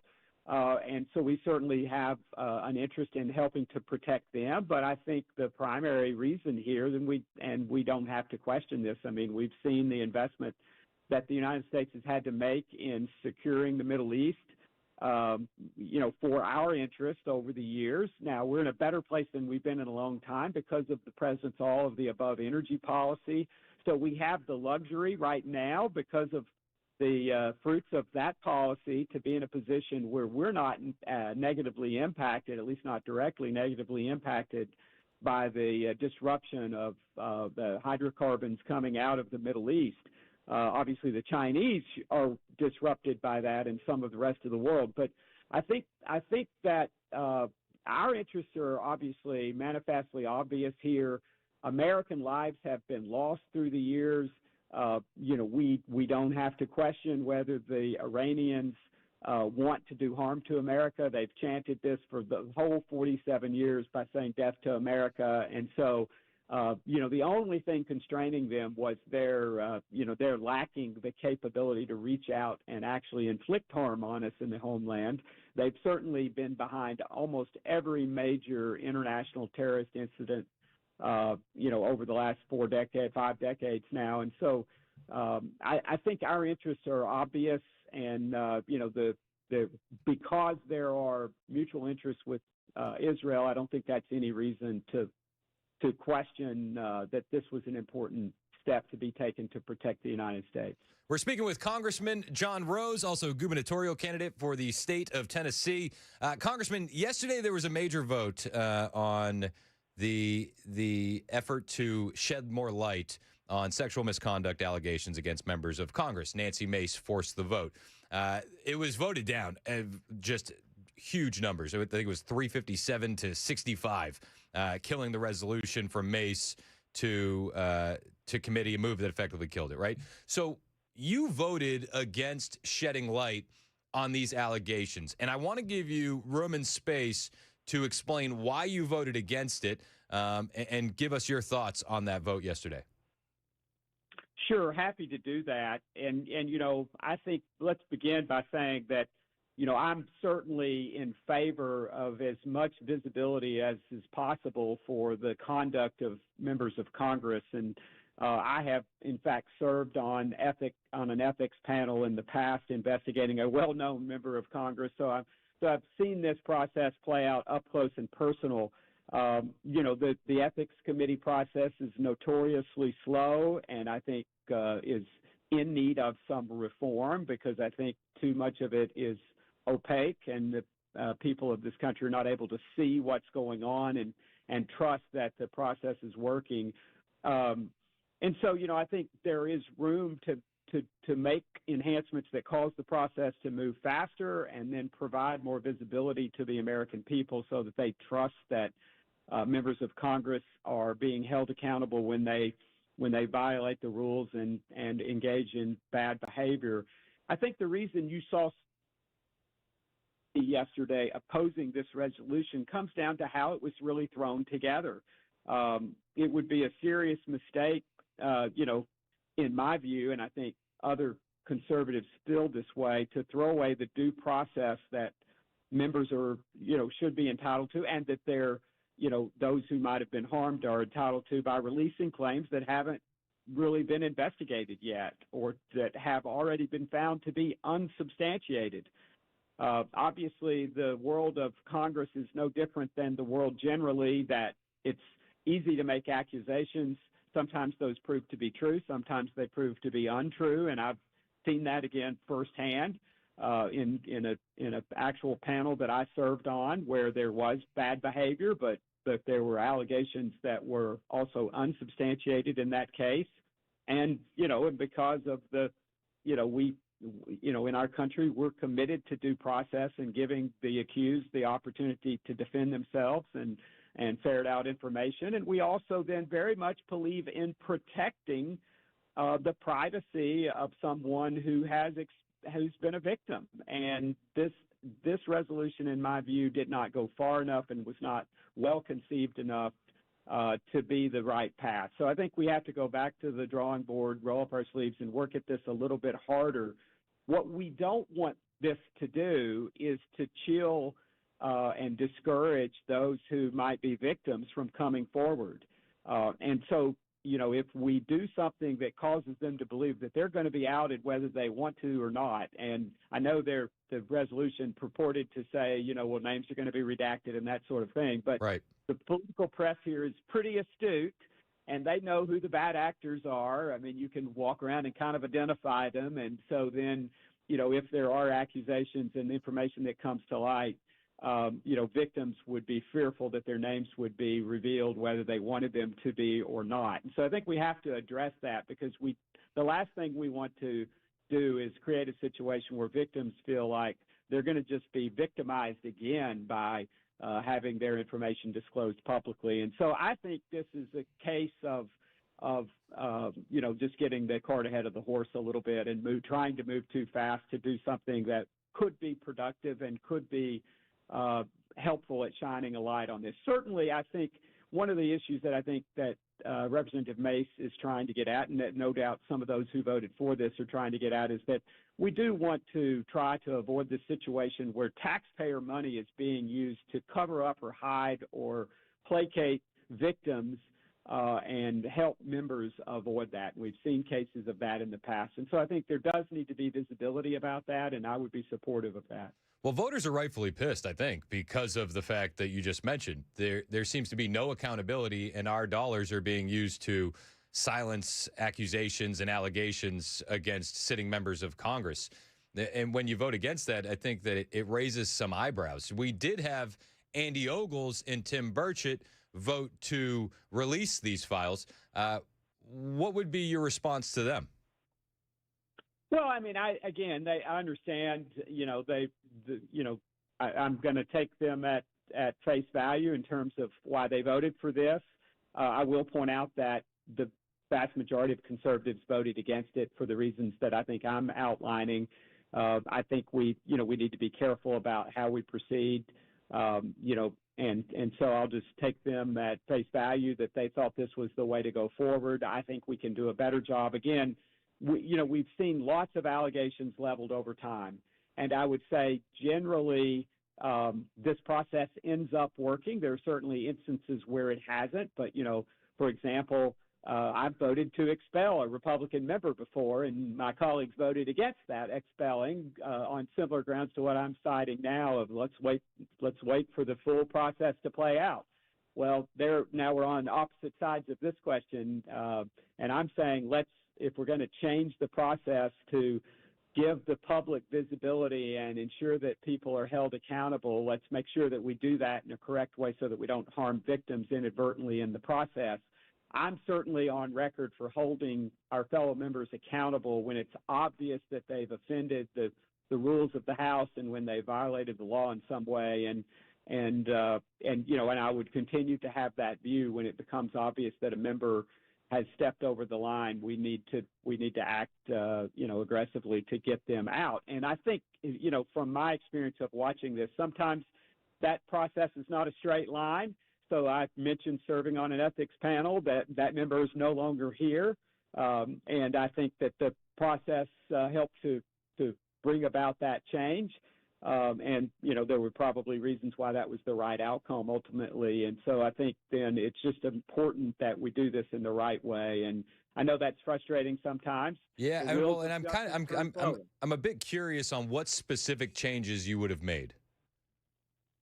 So I think we need to be sure that just unsubstantiated allegations that have not been investigated. I think that information of incomplete reports, which this resolution called for. I mean, I think there was an over focus here or too much of a focus on the rapidity with which this information comes to light, whether the allegations that might underlie a particular situation had been thoroughly and fully investigated. Again, I'm sorry to interrupt. But are you aware of unsubstantiated allegations that led to payouts from this congressional slush fund? I am not. I have no firsthand knowledge of those at this point. So if we're not aware of that, would it be different if we had just focused on the payouts then? Well, perhaps so. I mean, I can imagine a resolution or, with respect to House rules that I could support because certainly I think the taxpayers deserve to know what their money's being spent for. And if we're spending money to quiet allegations, then there should be some visibility to that, it seems to me, and that should come as quickly as possible because I think the voters deserve to know if they're paying money to protect or to silence allegations against a member, then we should know about that. And of course, these things happen in the private sector, and with respect to visibility, I think certainly there is nothing blocking, and we've seen this many times, there's nothing blocking victims that want to have their allegations in the public domain. They're certainly welcome to put those in the public domain themselves. So I don't think that it's, so I think you have to surmise that a victim who is not coming out and publicly making their accusations, that they, for one reason or another, have deemed it more, appropriate for them to not have that be in the public domain. And so I think for us, you could also put that in the surmise public that they domain is a problem for that victim. couldn't you also surmise that they had to sign an NDA to receive the payment? I mean, that's certainly possible. And then I think once taxpayer money is being used to silence an accuser, that's very much a problem that I think we should address. And I think the American people, taxpayers, have a right to know that their money is being used to silence accusers. And of course, as a lawyer with some experience in this historically, I know that sometimes, there are expediency sometimes rules in these situations. And so, I don't want to prejudge them all, but I think if it's taxpayer money that's being used to silence accusers, then the taxpayers ought to have some visibility to that. And so I would favor, what carefully crafted approach to this that doesn't put victims at risk and doesn't allow, obviously sometimes these accusations are not substantiated and are not real. And so we always have to keep that in mind as well. And so that's why it does take time to work through these issues, and we have to allow that time, it seems to me. But ultimately we do want this visibility. But yesterday the vote was not, that wasn't the right vote. I don't think so, because I think we were moving too fast, and I don't think it was carefully crafted. And I won't question the motives of Representative Mace and those who supported it, because I think they probably just are frustrated and they want to see these things in the, have the light of the public knowledge shown on them. And so we should, I think we just have to be a little more careful about how we do it. Okay, Congressman John Rose, I'll be perfectly honest with you, man. I disagree with the vote yesterday. I think that was the wrong vote to take, but I do respect the hell out of the fact that you came on the show to explain why, and I thank you for your time, sir. Thanks very much, Chris. Good to be with you. 10:58, Super Talk 99.7 WTN.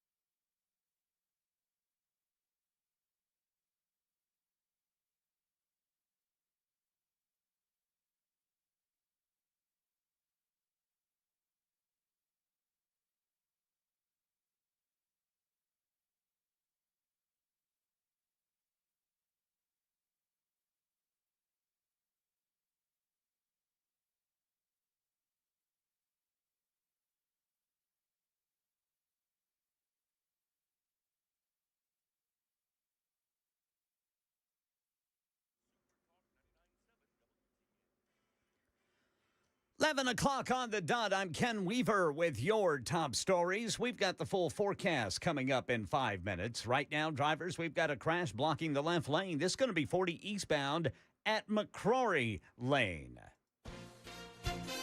ABC News, I'm Sherry Preston. The State Department now says it is aware of 20,000 American citizens that have returned to the U.S. from the Middle East since Saturday. They say its 24/7 task force has helped at least 10,000 of them. Thousands, however, are still there. One flight chartered by the State Department with Americans on board expected to land in the U.S. today. In Iran, the search for a new supreme leader is reportedly entering its final stages this morning. ABC's Marcus Moore is in Doha. That process still underway, and we know that it involves a council of more than 80 members who deliberate and discuss. And while there have been some names floated out as potential frontrunners, including Ayatollah Khamenei's son, there still has not been a decision on a new leader. Israel has issued a mass evacuation warning for all of Beirut's southern suburbs as the fighting escalates with Lebanon's Iran-allied Hezbollah militants. This is ABC News. Stay with Super Talk 99.7 WTN for continuing coverage on air and online.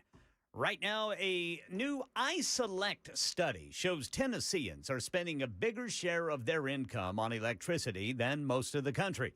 Tennessee ranks 14th overall on the Energy Affordability Index, 7th worst for the percentage of income going to electric bills. Kentuckians, by comparison, spend about 3% of their household income on electricity. They do not rank among the most burdened states. That places Kentucky slightly better off than Tennessee when it comes to electricity affordability. In other money news, CVS is pushing back publicly against a bill that bans companies from owning pharmacy benefit managers and retail stores. News 2 says it's in a new TV ad. 134 CVS pharmacies across Tennessee shut down, making healthcare less accessible for families like yours. Tell your state legislator. Vote no on SB 2040. So SB 2040 bans companies like CVS from owning a pharmacy and a pharmacy benefit manager to separate financial control over drug prices from the very business that dispenses the medications. That's the latest news. Weather's next. I'm Ken Weaver, WTN News.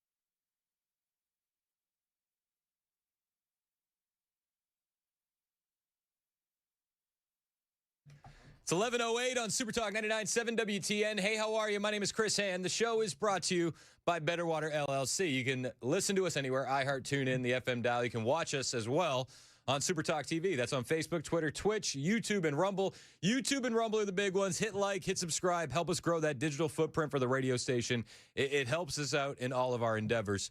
So we just had one congressional candidate on, John Rose, and we got another one now in studio. He goes by the name of Monty Fritz. Welcome back to the show, sir. Thank you for taking some time. Thank you, brother, for letting me be on today. I appreciate it. It's good to see you. Good to see you as well. Let me preface this with out of all the state reps, Monty Fritz is my favorite. Big fan of Monty. You have an uphill battle in the gubernatorial race. I think we both acknowledge that. Yeah. And I love that you're fighting the good fight. But I saw something yesterday, and I found myself going, wow, I don't ever really disagree with Monty. And I was disagreeing with you. So I see this story about a bill introduced by you that would memorialize Charlie Kirk on all of our universities in the state of Tennessee, which I thought, that's awesome. Like, and I love Charlie Kirk too. You know, yes. I was the media director for Turning Point USA for a couple of years. Like, my friends are there. I love these guys. But I'm looking at this bill, and then I'm looking at the price tag, and I'm thinking to myself, Monty must be crazy. I thought Monty is crazy introducing this. So it would be a plaza on every college campus in the state, essentially, the majority of them, and it would have 4 pillars: the Bill of Rights, the Declaration of Independence, a couple others. Tennessee Declaration of Rights, 10 Commandments. 10 Commandments, yes. Perfect.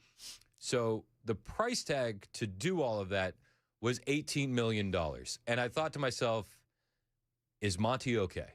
Well, when I first saw the price tag, I thought that we needed to drug test our universities and colleges. They've been smoking something they're not supposed to smoke in Tennessee. Okay. Because $18.2 million at 47 locations.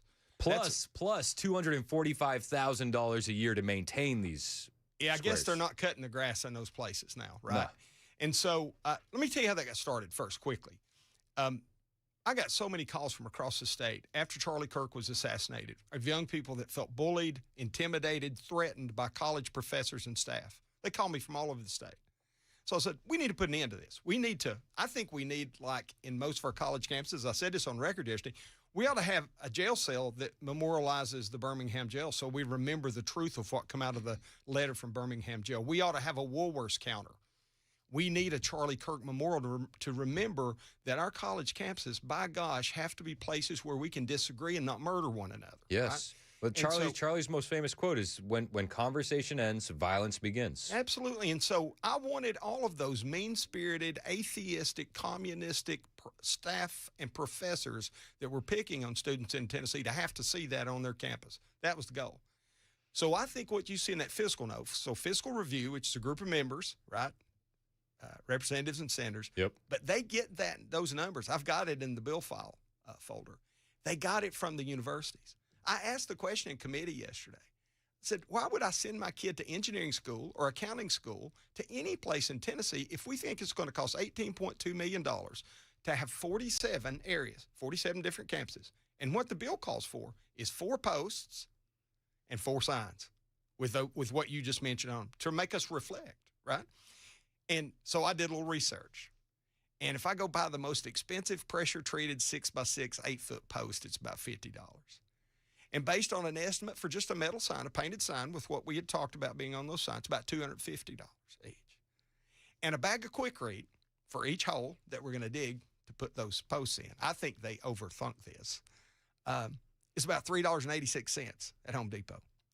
So I'm thinking that we were much closer to $1,500 to $2,000 per site to do that, and we already have the staff to do it. We have maintenance men. I know we dig holes at the colleges and universities now. I know we use Quikrete. This was evidence, brother, that our academic industrial complex needs a reconciliation in Tennessee. They think they're going to continue to pollute our children's minds with wokeism and atheism and communism, and that we can't do a damn thing about it. That's what they think. And they think that they can send back a note. And not only are they going to bully our 19-year-olds that we've sent off to learn to think, they're going to bully the General Assembly. Unfortunately, My colleagues let them get by with it. They sent it to a summer study that will never take place rather than asking questions. I ask the questions on record. Let me tell you, if the old boy from Kingston is governor, colleges and universities are facing a reckoning that they are not ready for. I'm going to yank a knot in that rope. We're going to stop this in Tennessee, and I will stop it by pulling money away from them. It's that simple. Okay, so break that down. What does that look like? What would you pull money away for? How would you pull money away? Give me a little bit more insight. I'll give you an example from last year's budget. So I don't remember the line number. I didn't write it down before I come over. But there was a point in last year's budget I'd tried to edit out. I was going to actually send it to homeless veterans in Memphis. I couldn't get that passed. But it was for diversity and inclusion at the University of Tennessee, Knoxville. So I met with the UT folks, and I said, I'm going to pull $3.5 million out of this and send it to a homeless veterans shelter in Memphis because they're about to lose the ability to provide service for transitioning veterans from homelessness into, productive citizens again. That's an important program. I think so. It's much more important than diversity and inclusion at the University of Tennessee, Knoxville. So this year, that exact same line number, that since they realize that I was right about this, and they told me, even Randy told me, said, we don't spend that money on that, which is a whole other problem. If the budget says that's what we're spending money on and you're spending on something else, that's a problem. This year, it speaks of enablement type words. We changed the words on it. Yeah, they changed the language, not the spirit. That's exactly right. So I think, and again, I have an MBA from the University of Tennessee. I bleed orange, not because I went to school there for an MBA, because I'm a true volunteer. I bleed orange. But we can't let the University of Tennessee or even our TBR, our Tennessee Board of Regents, just under $12 million to do that, what we just described for those 4 posts at our community colleges and TCATs. And so how do we execute that? I think one of the problems, I hear so much across the state about education, and yes, we shouldn't hire people like Penny Schwinn. That's a given. We all agree on that. Yes, we've got good people in the state of Tennessee to deal with that. And yes, we need to end these unconstitutional vouchers in the state of Tennessee. I will do that. But we also have to have a Department of Education and a State Board of Education are focused on excellence. And the colleges and universities that are the feeders for our educators must be recalibrated that Tennessee values matter and American exceptionalism matters. And we ought to be producing little patriots rather than little Marxists. Amen. And in some cases, we're producing little jihadis on our campuses. We got to stop that. Monty Fritz is in studio. He's running for governor in the state of Tennessee. It is an uphill battle. Marsha Blackburn is way out in front in the polling. John Rose coming in at second. I believe you're in at number 3. How do you overcome the lead that they have currently? How do you overcome the name recognition? And what is your game plan in attacking this race? Well, 2 or 3 things. There's a lot to unpack there. I think first, if you look at and I think all polls are lies, I think. I won't pay for a poll because the pollster will just come back and ask for another $10,000 to get you to do another poll to get you closer, or they'll get you to send out more mailers that people throw them in their mailboxes. That's just the way this political racket works, I think. I've told you before, Chris, I feel called to do this. It's nothing I want to do. And it is a steep climb. It's the heaviest load I've ever carried. The responsibility for doing good things for 7 million people in Tennessee, I consider that very seriously. But first, I'll outwork them. Secondly, we've been asking for a debate. I think that's fair. Ask questions from people. My 9th grade football coach, 7th through 9th grade football coach, when we didn't hit one another hard enough, he said, one of you's scared and the other one's glad of it. And so I think that's the case with John and Marsha.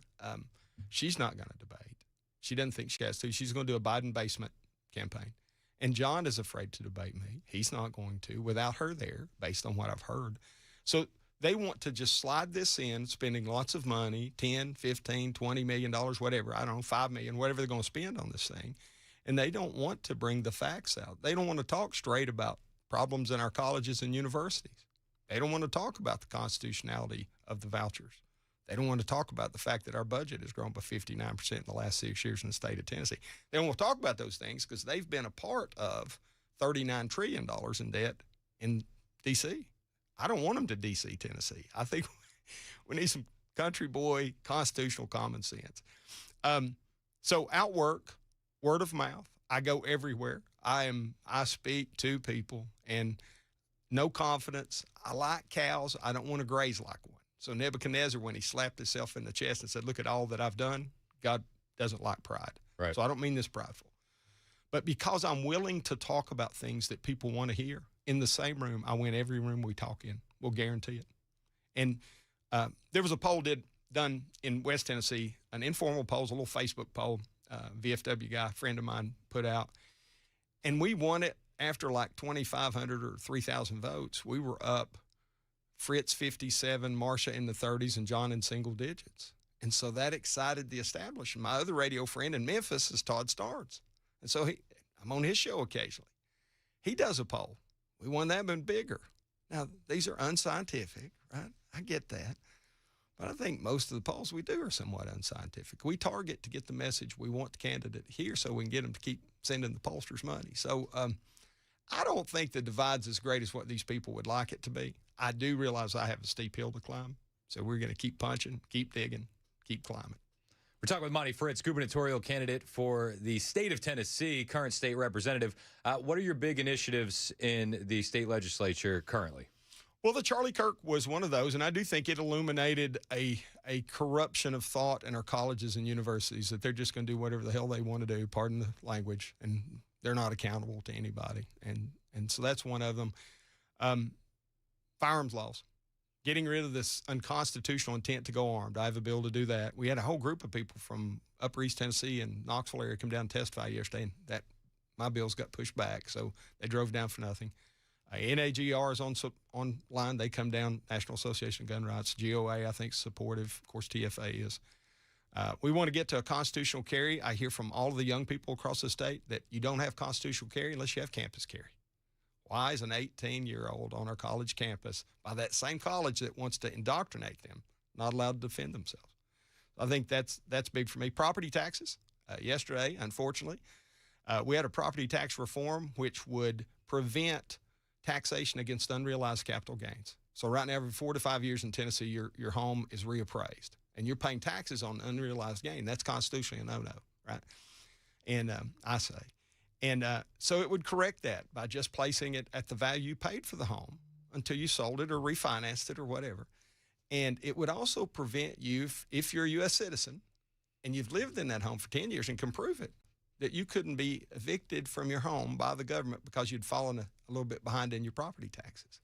What are the odds of that getting through? Because I imagine that's a bit of an uphill battle because it sounds so great. Well, it is. Unfortunately, people love it. The property assessors hired a lobbyist who was less than genuine on record yesterday. He demeaned every person in Tennessee by saying that people would just stop paying their taxes. He has that low confidence in the Tennessee citizen, and compared it to the Prop 13. It is not a Prop 13. It's just about the assessment, the unrealized capital gain. It doesn't limit it at all. So I don't know if the lobbyist doesn't know what he's doing or if he's just being disingenuous because people pay him to be that way. Lobbyists are a problem in Nashville. Lobbyists lobby. So I would hope that folks would call their property assessors and say, why the heck are you paying somebody to demean me in front of the General Assembly? Why the heck do you have a lobbyist that's working against my rights up there? I vote you in, property assessor. I can vote you out. I think that's the call they'll be making. Because everywhere, property tax reform's a big thing. And we were taking a good, measured, constitutional approach at it, and it scares people to death. We're going to try to deal with pornography. You'll see that one coming out next week. I think just like a pack of cigarettes has a warning on it that you could die if you smoke them, I think that if you go into an establishment where where dirty videos and tapes and books and perhaps nude dancers are, that you ought to have to pass a warning that says by participating in this industry, you may be contributing to human trafficking and sexual assault, because we have statistics to say that. Those are big things for me. I'm signed on to Jody Barrett's bill, 570. It's gotten lots of attention. It's an equal protection for unborn. I'm fully supportive of that. The left, and unfortunately some on the right, if it's left and right, have adopted that Marxist talking point of, well, Monty wants to kill women. No, I don't. I do not. I don't want to kill anybody.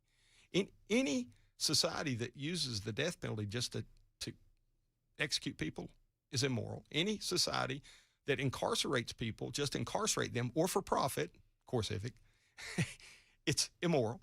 If we have traffic laws to just raise revenue, it's immoral. You have consequences to crimes, sins, because you want to discourage the commission of those crimes. Right. It's simply what Jody's bill's doing, and we've made it into something else. And we have Jody told me this morning that he's gotten word from Republican leadership that they're going to do some procedural thing so that people won't have to vote on it. I hope that's not the case. I don't think many in leadership, even in our state, especially nationally, realize how much confidence they're losing from the American people, from the Tennessee people, by not being willing to talk about tough subjects. Well, you don't shy away from him. Monty Fritz is running for governor in the state of Tennessee. How can people find out more about your campaign? Fritz, 4tn.com, the number 4 is my website. Go to any of the social media platforms, look up Monty Fritz, you'll find me. We do, Chris, try to engage with what I think people think are important and answer the questions. And sometimes my answers will make your head explode, and sometimes they won't. But you won't have to wonder what I'm thinking. Monty Fritz, I appreciate the time as always, and good luck on the race. And I do want to invite you. I want to do a governor series for the podcast that we're doing with myself, Mandis, and Murphy, where we have a longer form conversation with each of the candidates. So you are you're more than invited to that, and we'll get that scheduled down the road because I think that's important. I think deep diving in and having long form conversations. We saw that in the presidential campaign. It either proves the candidate or it exposes the candidate, and I think that the people of Tennessee deserve that. I think so too, and I know Matt's invited me on the show. I'm going to try to get him scheduled in. During session, it's a little bit tough, but I do want to open up for people to hear what I think, and I'm going to be genuine with them in what I think, and I think people on both sides of the aisle appreciate that. Likewise. Monty Fritz, thank you for the time. It's 11:25, Super Talk 99.7 WTN. Thank you.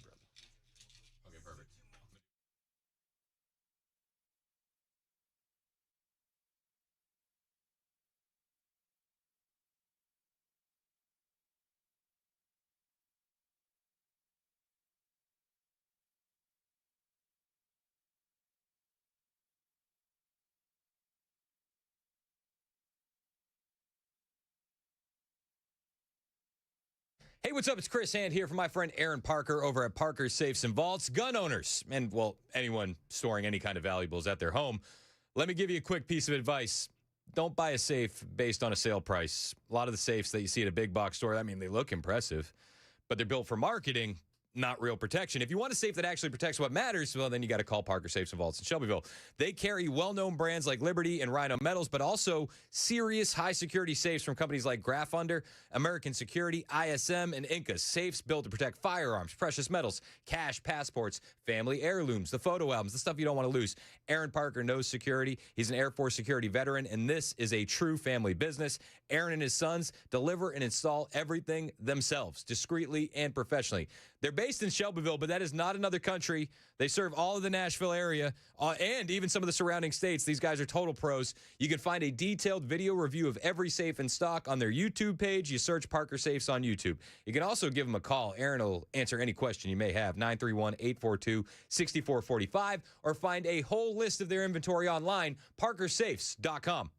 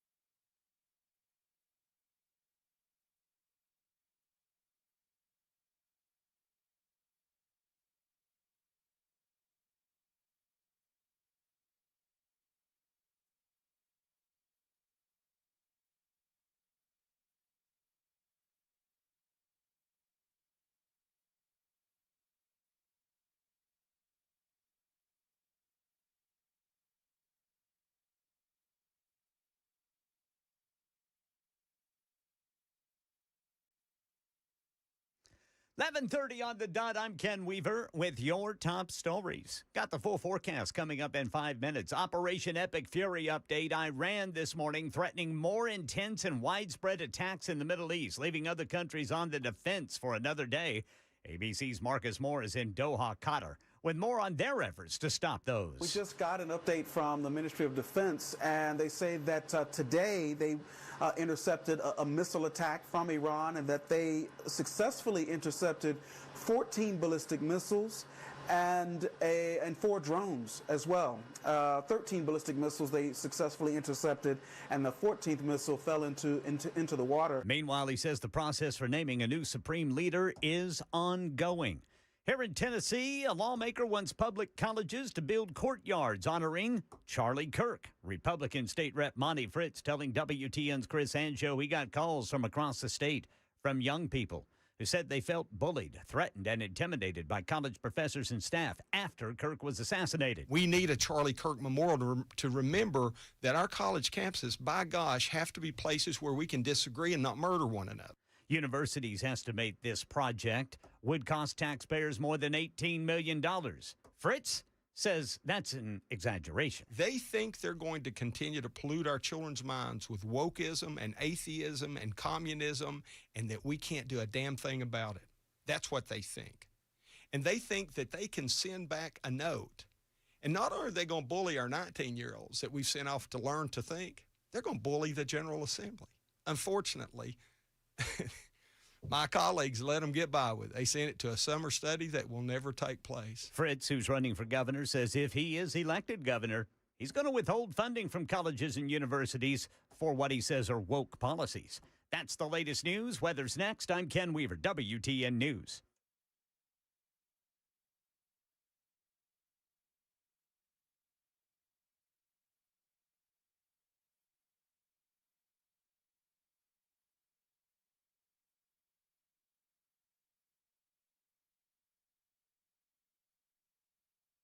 Hey, what's up? It's Chris Hand here from my friend Shane Ring over at Cover Nash. If you're tired of health insurance that feels like a math test, you're like, I left school years ago. Why am I doing this again? Confusing percentages, surprise bills, fine print that bites back.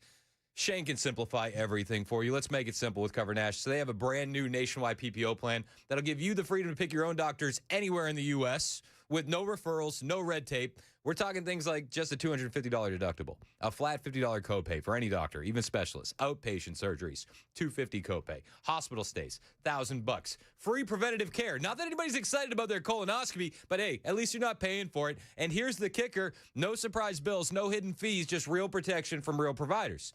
And if that's not the perfect fit for you, man, Cover Nash works with over 75 top-rated insurance companies. They're going to find something that works for your budget, your needs, whether you're self-employed, you own a small business, you have employees, or you're just tired of paying too much for your health insurance. You need to visit covernash.com or give my friend Shane Ring a call today, 615-465-0023, 615-465-0023. Health insurance made simple, finally, covernash.com.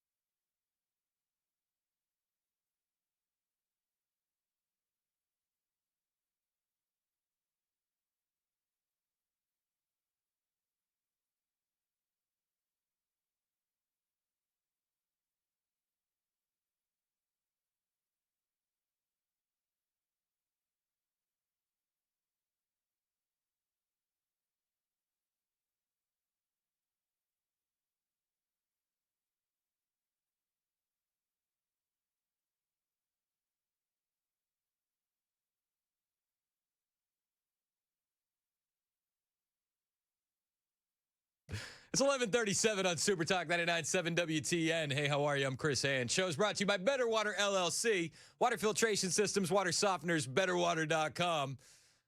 So we had two gubernatorial candidates on a couple of goobers on Gubernatorial. Why did that's such a weird word? I know. Yeah. Every time you said it, I was the like, more you say it, the weirder it sounds. So we had two goobers on. That's what I'm going to refer to them all now as. Okay. If you ever change, I will slander you. If you were a gubernatorial candidate, congratulations, you're a goober. So we had a couple goobers on. John Rose and Monty Fritz, and me and Mason were laughing behind the scenes because we were talking about the John Rose interview, and his cell phone connection wasn't that strong at the beginning. Yeah, it kept popping out. And I was waiting for him to just completely lose service when I started asking about Nancy Mace and that vote. To his credit, and listen, I disagree with John Rose on the vote, and I told him, not to his face, but over the phone. I told him directly, disagree with that vote. Thought it was a bad vote. Shout out to Burchett and Ogles for voting to make those congressional slush fund records public. Yep. But at least he had the stones to come on and defend his vote. Absolutely. And I give him props for that. And I think that give respect where respect is due. And then Monty Fritz came in here. And I thought me and Monty Fritz were going to have a little bit of more friction. But as we're talking about that Charlie Kirk Plaza that he had brought in, it sounds like the university's just torpedoed Monty's idea. Yeah. And then all the big media outlets around town, including the Tennessean, ran with the numbers that the universities had and made Monty look crazy for this idea. Yeah, made it look like he was asking for way more money than needed. Yeah, and he's like, no. It's probably like $1,500 per university. Yeah, if that. It's like, thank you for breaking it down in a way that the mainstream media completely avoids. Thank you. Shocker. I know, right? Oh, the media lied? What? Reset the counter. We are back to 0 days without the media telling lies. To be fair, we don't have to reset the counter because we were already at 0. Fair. It's actually the easiest counter that we keep track of at the studio. It's just a big old goose egg. There's days without the media telling lies. It has been at 0 for years. It's a lot of dust on that counter. All right, so you know what time it is, right? I think I know what time it is. Oh, here's the other thing. I thought Monty was going to be in at 11:30. Yeah. So I didn't even really plan for the lightning round. But none of my interviews showed up on time. They showed up early or late or in between. Yeah. They showed up when they wanted to. Yeah. We have an open door policy here on the Chris Hand Show. But no, I'm grateful to both of those guys for coming on. And, so we get to do something very fun. We get to do the lightning round. It's the lightning round with Chris Hand. You know what I just realized? We have the producer shot now. We do have the producer shot. Back on the YouTube stream. Yeah, it may be up right now. And we had been talking about the ever popular shimmy fluff that you do with the fro, Mason. Yeah. Can you give the audience a little taste of the shimmy fluff? Let's see it bounce a little bit. Yeah. There's the shimmy. Now give him the fluff. Oh, there it is. Now you guys get to see what I see constantly. We're in the interview with Monty Fritz, and I'm like, I should have had a shimmy fluff counter going on. It happened quite a few times. It was like we were at least 8 or 9. Yeah, we had Headless Bell walk in here asking some questions, trying to get some stuff up on the stream, make sure things are running properly for the rest of the shows for the day. And I just kind of nervous tick. Like, while I'm talking, it shimmies, and when I'm nervous, I fluff it. Oh, my gosh. Fluff the hair. All right, so we got some stuff to get to. I'm glad we got to deliver the shimmy fluff on video. You're welcome. For the first time. It's golden shimmy fluff. First time on the new computer. I mean, the first of many. Oh, for sure. Make no mistake. But I got a story for you here in the lightning round. First story. I don't know, man. This one kind of made me upset. How so? John Thune's asking the president for things. Wah, wah. And I'm like, dude, what kind of audacity do you have to ask the president for something? And he's asking the president for something. He is asking the president to come out and endorse John Cornyn for the Senate. What, you okay? You got something? Sorry. John Thune is asking the president to come out and endorse John Cornyn for the Senate race in Texas. You know, Wesley Hunt's votes are probably going to go to Ken Paxton. And you can see in this video, if you're watching on SuperTalk TV, there's a little sweat on the brow of John Thune. He doesn't want to lose one of his boys. That's his dog. So he's got to look out for his bro. That's his bro. Bruh, do me a solid and endorse my dog. That's what I think. That was what the email said. I'd have to look back in my notes. Which son is saying that a lot now? You say Brooks. Brooks, yeah. Brooks keeps dropping bruh at the house. Bruh. And it's like, it reminds me of when I was a kid and everything was sick. Yeah. Like, even if something was negative, you'd be like, sick. Yep. You know, if something was positive, sick. Oh, that's sick. And bruh is the same way. It can be positive or negative. Oh, absolutely. These kids. It's a versatile word. So John Thune made this statement that definitely had me saying bruh. Because, bruh. On what planet do you think that you have any leeway to ask the president for anything right now? With the president already today about Texas, and I'm certainly hopeful. I think, as probably you know, Martha, I've made no secret of the fact that I hope the president will endorse John Cornyn. He is an incredibly effective senator for the state of Texas, a strong conservative voice here in the United States Senate. Please, Mr. President, endorse my dog. Endorse John Cornyn. Endorse Jasmine Crockett's dance partner. Okay. Take care of my homie, please. Here's the thing. First, for starters, why on earth would President Trump do anything for John Thune when Thune is more focused on dog parades and refusing to budge on the Save America Act? Why? Why would we do that? I don't understand. Also, just for a bit of context, Dan Crenshaw, Eye Patch McCain, got absolutely pummeled in his primary. Good. Right? Yeah. So Turning Point Action has a scorecard for every member of Congress. And it's all based on their votes, okay? Mm-hmm. So, are you doing an iPad McCain for the stream? Yeah, just so they know who we're talking about. Perfect. So they have a scorecard. It's a conservative scorecard. It's based on their votes, right? Not based on their words. It's based on their actions. And they give every member of Congress a score based on those cards. Dan Crenshaw had a score of 73, okay? Okay. Eye Patch McCain got absolutely pummeled in his primary. He didn't stand a chance. He's somewhere probably drinking and crying today, okay? To put that into perspective, John Cornyn's scorecard on Turning Point Action, 63. No. You have a worse grade than Eye Patch McCain, and your boy is publicly begging the president to endorse you. Please. Now let me dive in on why I think that Ken Paxton should absolutely get the endorsement even a little bit further. You ready? Yeah. Ken Paxton said he will drop out of the race and endorse John Cornyn if the Save America Act gets brought to the floor with a talking filibuster. Posting this on social media, Ken Paxton said, "The Save America Act is the most important bill the U.S. Senate could ever pass, and I'm committed to helping President Trump get it done. I would consider dropping out of this race if Senate leadership agrees to lift the filibuster and pass the Save America Act." Wow. Bro, does this not mean that you deserve the endorsement more than anyone? Yeah. It's like the thing where, you know, there'll be people fighting over something, and like they bring it to an elder, and he's like, "Well, we'll cut it in half. And you'll both get half." And then the one person's like, no, I love it too much. Give it to the other person. They're like, "Well, now you're the rightful owner because you did you responded correctly. You were willing to give it You know up. what I mean? Like, it's a tale all the time. I feel like that's what happened here. Yeah. Ken Paxton just was like, "All right, I'll drop out if you can do this." They're like, "Congratulations. You showed you love the country more than anyone else. The endorsement is yours, sir." I'd make that deal. I would make that deal, too. Would you make that deal? I'll make that deal. How about you bitch? You make that deal? I'd make that deal. I don't blame you. Damn good deal. Yes, sir.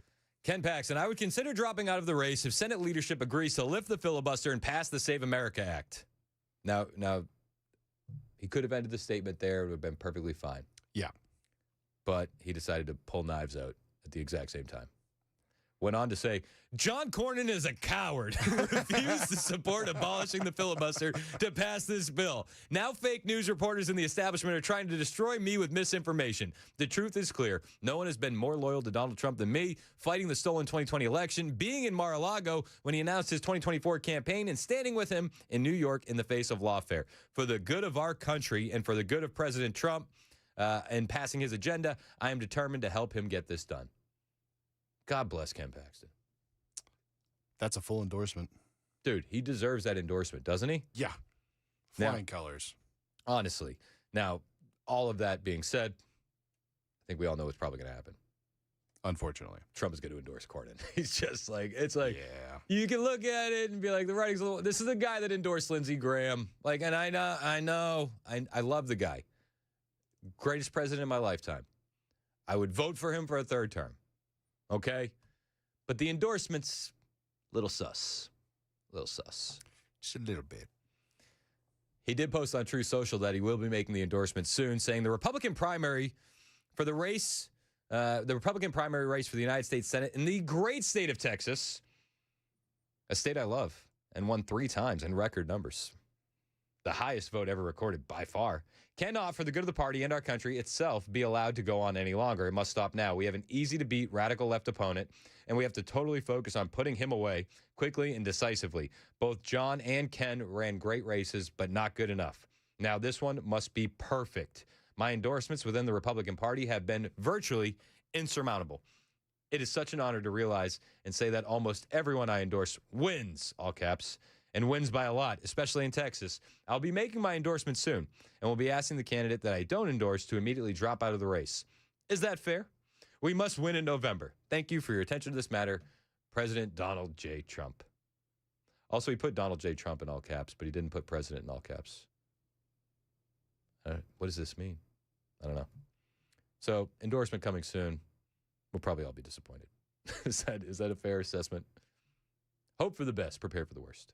Fingers crossed. Fingers crossed. Fingers crossed. All right. Got another story for you here in the lightning round. From the Commonwealth of Virginia, don't you know? All right, the governor there, moderate. She was a moderate. She was total moderate, Abigail Spanberger. And one of the most moderate things she did immediately upon getting into office in the state of Virginia is she eliminated all cooperation between local authorities and federal authorities when it came to immigration. Yeah, so if that illegal alien has an ICE detainer, ICE can't get him anymore inside the jail. Now, we knew that this would lead to issues, but this one is insane. Like, this is absolutely criminal, and it's a direct result of Abigail Spanberger. Fairfax County Sheriff Stacy Kincaid is refusing to honor ICE's detainer and an administrative warrant on an illegal alien accused of murdering a woman by the name of Stephanie Minter at a Virginia bus stop. Now, to make matters worse, this illegal alien has 40 other offenses. 40. 40. 40. Count them. This is the local news report out of the state of Virginia. Now, the local sheriff in Fairfax County could simply choose to honor ICE's detainer and hand over this individual to ICE, but the governor tonight is saying that ICE should take that extra step, overcome that extra hurdle, get a judicial warrant to hand over this individual. And this individual's name is Abdul Jallo. He's accused of stabbing and killing Stephanie Minter of Fredericksburg at a Fairfax County bus stop in Hybla Valley. The U.S. Department of Homeland Security says Jallo is an illegal alien from Sierra Leone who entered the U.S. illegally in 2012. We checked, and Jallo's criminal history includes more than 30 arrests for more than 40 charges, including rape, malicious wounding, assault, drug possession, identity theft, trespassing, larceny, firing a weapon, contributing to the delinquency of a minor, and pickpocketing.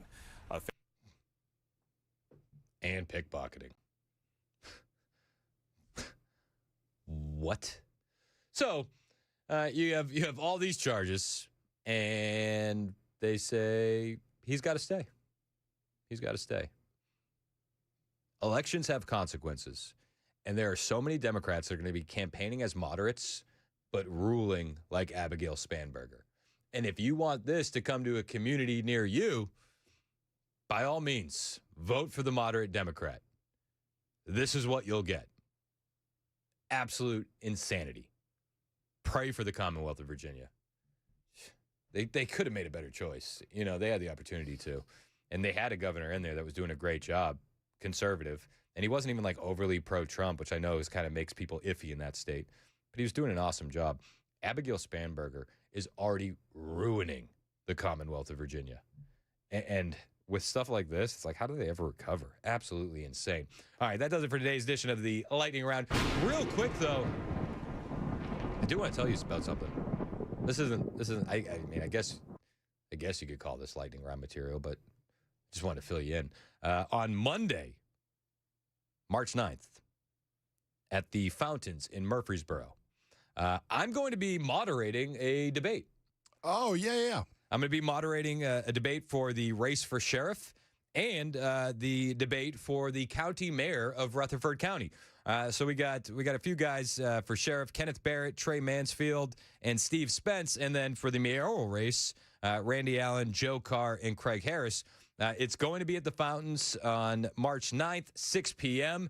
It's going to be a wild night. Really looking forward to it. I've never moderated a debate before, and I'm going to have a lot of fun. I'm nervous you might get more words in than they do. No, I won't do that. I know. So, but it does make me nervous. My GOP guys are like, hey, I don't think we'd have a problem with this, but, you know, you are representing the GOP there. We got to, you know, be careful with what we say. I was like, don't worry. I'm not going to be as outlandish as I am on the radio. and all of them went, oh, thank goodness. It would have been funny if they leaned over and went, you're on the radio? Yeah, right. But but I'm looking forward to this. I really am. It's sponsored by the Rutherford County Young Republicans, Rutherford County GOP, and the Republican Women of Rutherford County. It's going to be a great night. The debate's going to be cool, and we want to see you there. Find out more on the Rutherford County Young Republicans Facebook or the Rutherford County GOP Facebook. But it should be an awesome night, and I definitely want to see you there. It's 11:54. This is Super Talk 99.7. Oh, wait. After the debates, I'm going to have all of the video, and we'll put it on the Super Talk YouTube page. So if you can't make it out, you'll be able to see it on our YouTube page after the debate as well. So if you can't make it, don't worry. You'll be able to see the debate. If you can make it, I definitely want to say hi and shake your hand. That's Monday night, 6 o'clock at the Fountains in Murfreesboro. Mayoral debate for the county and sheriff debate as well. 11:55, Super Talk, 99.7 WTN.